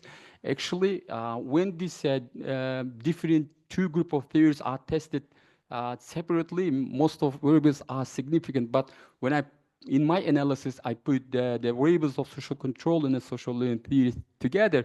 And in this model, some of the variables, the significant variables of the social control, either social learning theories, get diminished, or they lost the significant. But in this analysis, so approved smoking cigarette is highly significant. That's the definitions. So this is about how the high school, the youth define using the substances. If they saw that their parents smoke cigarette or consume the alcohol at the family, so they learn, so it's okay to smoke cigarette, or it's okay. The consuming the alcohol is just okay. That's the learning process. And then so students obtain this kind of definitions or approving the such behavior, which may lead to the later the use of substances. Friends smoke cigarette is the most highly influential factor over the use substances is the peers influence actually. So as soon as the use joins to their peers, okay, they are most so actually their behavior is shaped by the peers. So as a parents, actually, we have to give much to our kids before they join the peers, because the parental influence just will lose when the peers will join their peers. So attachment father, I specifically put that to the attachment father. Attachment to father is not significant, but attachment to mother is significant and positively correlated, which is against the findings of this Western scholars research. That's the different thing that we found in our research. Normally, in the Western society, both attachment to father and attachment to mother are statistically significant and negatively correlated with the substance use. But in our model, attachment to mother is significant, but it's not. It doesn't play as a protective role.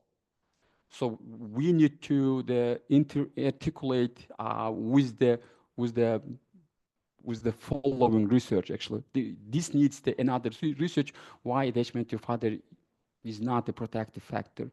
So, and of course, I have other variables. Probably because of timing, maybe I should move a little bit faster. So this main outcomes of this the research model. So it's a rising alcohol use, influence of family dynamics, and community problems. That's the outcomes of the general the research on the substance use. Now there is a second model for the alcoholic beverage. So these who are more likely to drink the alcoholic beverage. Again, females are less likely. Age is positively correlated. Income also positively correlated with the substance use. Kyrgyz youth are less likely to use the substance than other ethnicities. And then grade point average are also negatively correlated.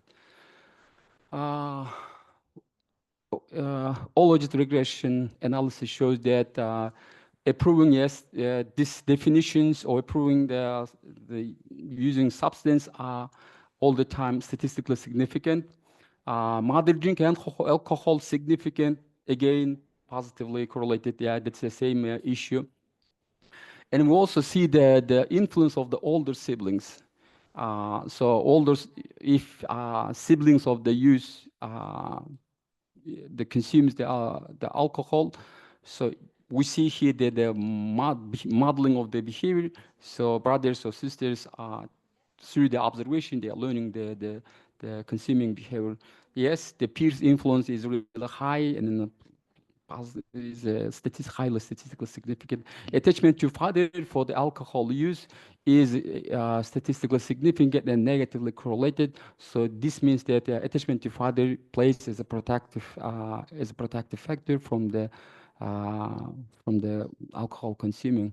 Access to alcoholic beverage, that's another variable positively correlated with the alcohol use. So more access, the more the youth are more likely to consume the alcoholic beverage. Among the demographic variables, so females are less likely, age positively correlated, and then Kyrgyz youth are less likely to consume the alcohol. Okay, so I would like to pass to my analysis to the marijuana use. So this is the table showing who are more likely to use the marijuana. So females are less likely, age is positively correlated. So as age increases, the use of marijuana also will increase. Income is also positively correlated. This means that, like the use with with higher economic, from families with higher economical income are more likely to use the marijuana. So Kyrgyz ethnicity, again, less likely to use the marijuana, and grade point average is also found statistically significant and negatively correlated with the marijuana use. The last, regression analysis for the marijuana use. Yes, peer influence is really a huge on the drug use of the use. Belief in rules set by parents, statistically significant and negatively correlated. This means that those youths who believe in the rules set by parents are less likely to use the marijuana. Access to marijuana, yes, statistically significant and positively correlated. So as access increase, the use of marijuana will also increase. Yes, Kyrgyz ethnicity are less likely.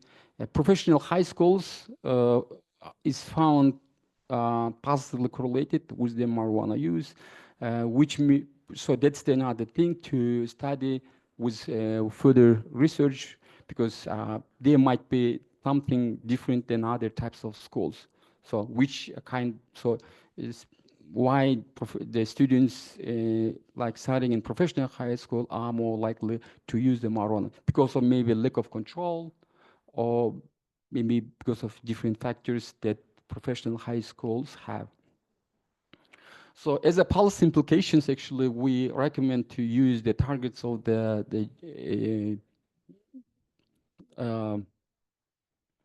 SDG, so particularly the SDG 3, SDG 4, and then SDG 16, because these targets of the SDG are they perfectly fit with the policy recommendations of our research. So for the policy recommendation, so we recommend different programs, the activities, social activities, the trainings, seminars, addressing the family, peers, and the community, and then school. So as I mentioned previously, so we have to focus on the role of parents in the family. We have to pay attention on the influence of the peers, influence of the siblings, and we have to pay attention on the role of the schools in general. Yes. There are some pretty specific policy recommendations. For instance, through the schools, there's a curriculum development, teacher training programs, extracurricular engagement, and health promotion activities. Youth advisory councils are really important. So this we have to make our youth to get engaged in substance use prevention programs by themselves, okay, so that they can also become aware of this, and then be a part of this the prevention and programs. So empowerment through the education. Yeah. If you have any questions. Thank you so much. And if any questions, please.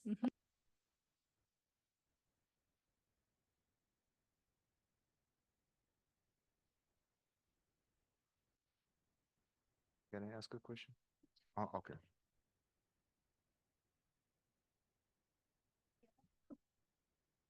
Thank you. Thank you for both panelists and researchers, very interesting studies. So I have a question. As I understood, your study conducted among city schools, from Bishkek. This study, yes, this data presented. So what do you think? How might it differ if we'll conduct it among rural areas, taking into account health, life,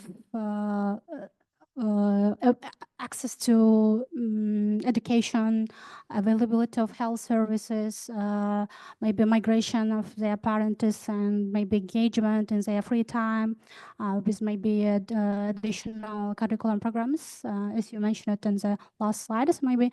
And second question is also interconnected. Would you consider maybe in the future continue this study with diversity, maybe a group of people, respondents among rural, because all of us here understood that there will be maybe a big difference on the gaps.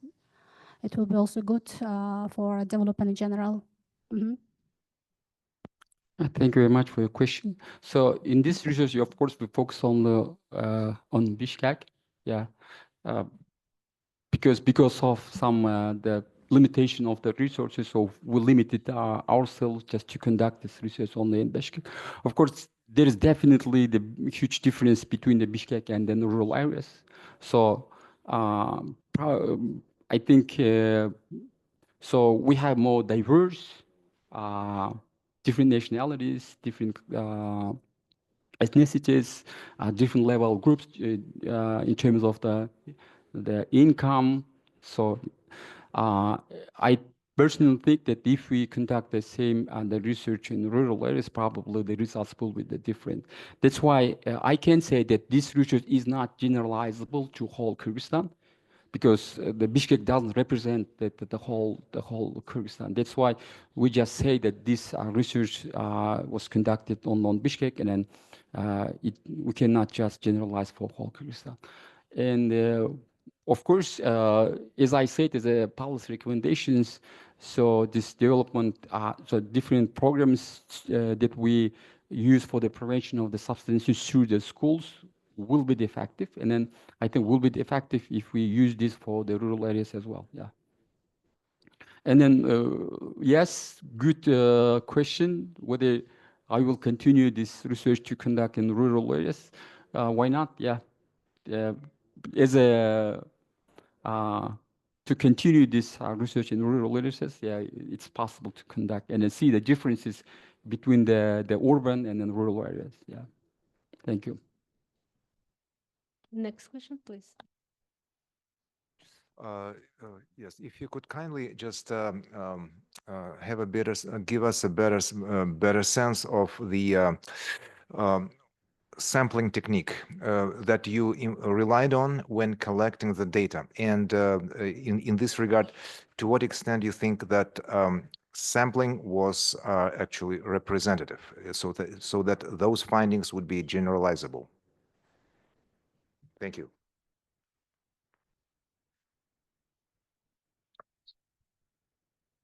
So in my research, I used a random selection. So actually, first I determined all the number of schools in Bishkek, and then at that time there was more than around 120 high schools in Bishkek. But out of this 120 schools, I randomly selected the 35 schools. So, and then when I went to the schools, actually I administered this the self-reported survey to the students of 9th and then 10th and 11th the grades.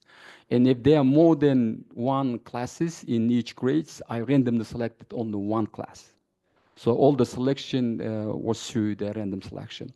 And I think 1,800 students was more than enough as a sample to generalize the results for the Bishkek. But as I said, it's not generalizable for whole Kyrgyzstan, but it's generalizable for Bishkek. Actually, I wasn't supposed to have this much students. Actually, 1,800 is too much, actually. At least 1,200 would be enough to represent the youth in high school students in Bishkek. Thank you. And the last question. Thank you. Mine is also a clarification question about the sample. You said 35 schools. How many of them were private or state schools? And did you any comparisons? Have you seen any differences between the high school students in private and state schools? And also, you said only the highest grades, right? Like from 9th to yeah, okay. Yeah. Yeah, this is my question about the comparisons between the schools. If your sampling was random, how many private schools ended up in the sample? Thank you. Thank you very much for your question. Of course, I included into my analysis the private schools as well. Out of 35, probably, if I remember, around less than 10, the schools were the private. Actually, at the time, I went to the Sapats, the schools of Sapat educational institutions. And what was your second question?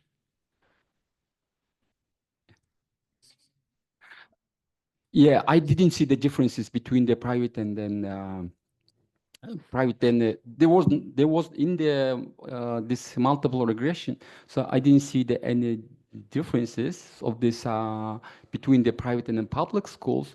But for some types of substances, the income was statistically significant with the substance use. If you see like private schools as a like for the high school students with higher income, they are from with higher income family, we may assume there should be some differences. Yeah. I'm so sorry. Ask the last, give a chance to the last question. Thank you. I have many questions, but I'll ask only two. First, did you try possible interactions between these factors? For example, parental attachment and peers influence. For example, to what extent parental attachment can protect from negative peer influence, or vice versa, intensify this negative influence? And second question about possible correlation between smoking, drinking alcohol, and marijuana use, and also question about social desirability responding problem. Usually with sensitive questions, people don't want to share this experience with drugs, for example, and this was bias estimates. So, okay. Thank you very much for your question. So regarding to your second question, of course, some of the students, might have perceived as a sensitive, and then they were reluctant to answer for some questions, of course. And so in my survey, actually, there were a lot of the missing values where the students just left without answer. Why I administered my survey to 1,800 students, there was another reason, because there was a possibility to just miss the questions without answering. If I would conduct this only like 1,200, and then we'll have more missing values, okay, they wouldn't be the representative. That's why I selected more students with the possibility of the missing values. Okay. Could you please repeat just your first question? Smoking, drinking, and correlation? Actually, in my all logit regression, I didn't put the all substance use together. So I tested them separately. Yeah. Thank you. Thank you so much for your question and answers. Unfortunately, we have just 10 minutes left for our session. We need to finish.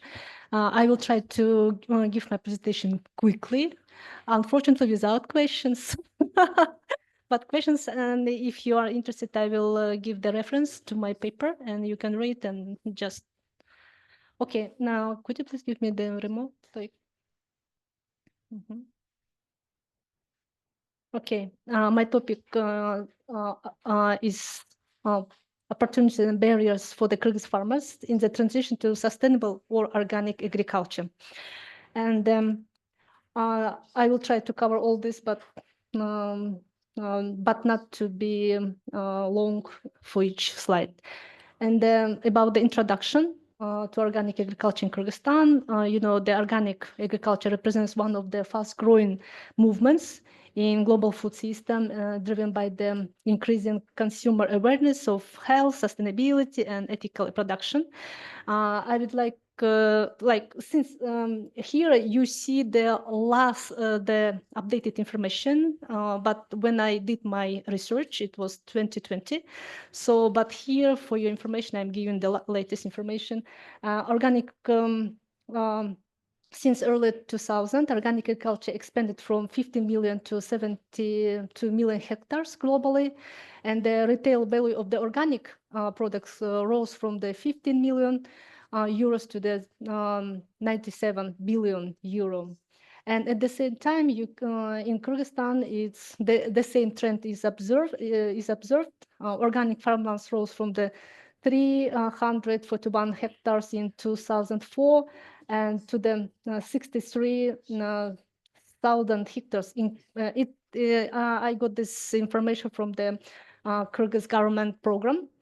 And in 2022, nearly 2,667 hectares were PGS, or participatory guarantee system certified land across 1,087 producers in Kyrgyzstan.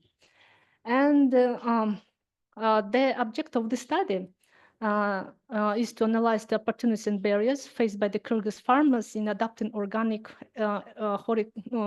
farming. And to guide to this inquiry, I used Rogers Innovation Adoption Model. And here,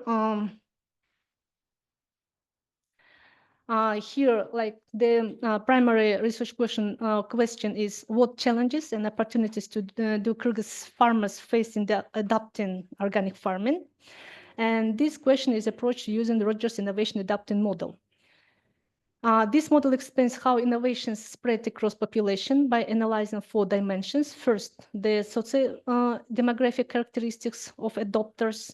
The second is attributes of the innovation itself. The third, the time frame over which adoption occurs. And the fourth, the influence of external environment. And applying this model allows to identify patterns in how Kyrgyz farmers are likely to engage with organic farming. And the empirical foundation, like secondary data, I used the Life in Kyrgyzstan study in 2016. It was the comprehensive survey where the 600 households and 8,000 individuals were interviewed. And this data provides valuable insight into both the socioeconomic and farming practices of rural households. And yes, this study employed descriptive statistics and correlation analysis, but today I'm giving just the descriptive statistic because the correlation analysis is another presentation. Okay, and next, sorry. First, it's an individual characteristic. According to the model, the individual or social demographic characteristics such as age, the educational level, and gender can play the main role in decision-making, whether to adopt or any innovation or not. And here, when I took all this data from the survey, the average age of the Kyrgyz farmers is 39 years, with the range spanning from the 18 to the 92. And according to the adoption model, younger individuals, those below 40, are generally more open to experimentation and adoption of new ideas. And the survey also indicates the balanced gender distribution in rural farming household, with men and women equally engaged in the agriculture practices. And about the education, here education remains a limiting factor. Around 70% of farmers reported heavily only secondary education. And limited educational attainment restricts the ability of farmers to comprehend technical certification requirements, food safety standards, and long-term ecological benefits of organic practices.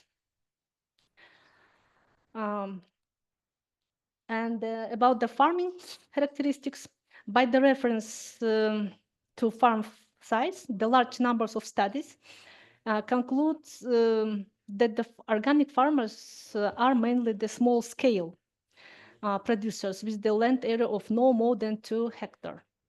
And yes, of course, Kyrgyz agriculture is predominantly smallholder based. The average farm size is 0.69 hectares, with the vast majority of holding under the 1 hectare.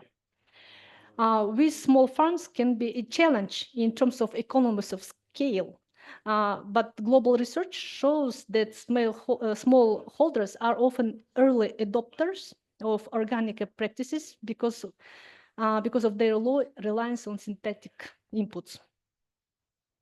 About the land tenure, in Kyrgyzstan, further supports adoption. The majority of households surveyed reported legally ownership of their plots. Secure tenure provides farmers with the confidence to invest in long-term improvements such as soil fertility management and organic certification, which may not yield immediate return but generate long-term benefits. About the crop diversity, is a defining feature of Kyrgyz farmer system. Potato dominate production, accounting for this 26% of food crops, but maize, tomatoes, stained corn, apples, and kitchen gardens are also play important roles. This diversity enhances resilience against climate variability and market fluctuations, while also aligned with the organic principles of biodiversity and crop rotation. And together taking this characteristic, the small farm size, secure ownership, and the crop diversity place Kyrgyz farmers in a structurally favorable position for adopting organic agriculture, as the similar conditions have been associated with the successful organic transitions in other developing countries. And about organic farming practices in Kyrgyzstan, the farming practice of Kyrgyz smallholders already resembles those required of organic certification. On average, farmers applied herbicides only 0.20 times and insecticides 0.23 times per person. Such minimal use of synthetic chemicals suggests that farmers are not heavily dependent on external chemical inputs. And organic friendly practices are already widely used. Approximately 64% of farmers reported applying manure or compost, which not only meet organic requirements, but also improve soil health and biodiversity, agro-biodiversity. Moreover, 76% of households reported not using synthetic fertilizer. This demonstrates that the majority of Kyrgyz farmers already practices low input farming that is compatible with the organic principles. This implication is that the ecological baseline is already favorable for organic transition.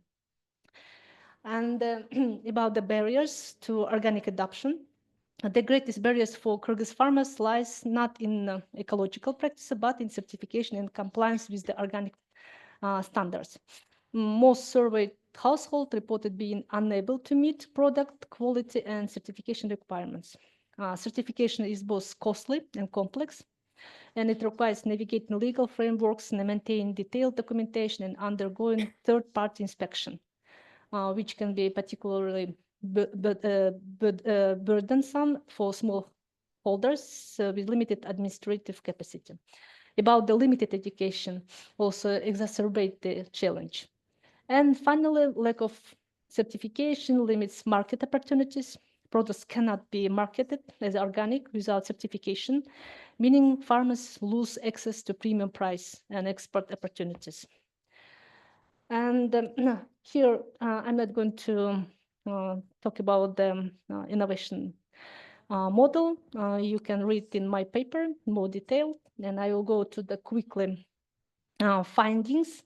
I have already mentioned in previous slides, but here you see the more like brief findings: demographic, farm characteristic, farming practices, and certification. Yeah, and these findings illustrate the paradox. While ecological condition and practices align with the organic farming, systematic certification barriers prevent full participation in organic markets. So, and For Kyrgyzstan, to realize the potential of organic agriculture, systematic policy and institutional intervention are required. And I'm not going to, I will go to recommendation. And the first recommendation, it's a policy. It's introduce certification subsidies and assistance, expand training via international collaboration, and strengthen farmer cooperatives and value chain. And sorry, because the time is over and I was so quick, but the research is interesting. In 2017, I, in support OSCE Academy, I wrote the public policy brief on organic agriculture in Kyrgyzstan, and this policy brief was used by the deputy of Dork Kenesh to promote the organic law on organic agriculture, and this study was also used by the Ministry of Water Resources, Agriculture and Processing Industry, specifically the Department of the Organic Agriculture. Every year on April, we support JICA. I provide a number of workshops for the rural farmers, for the government policy officers about these results, and to find the better way to integrate the organic farming practices. Thank you so much. And our session is over. No questions, unfortunately, because I was asked to finish, because the keynotes in the Karkara, you should go there and to listen keynotes from the professor from Humboldt, Humboldt University. Thank you so much for your time and attention.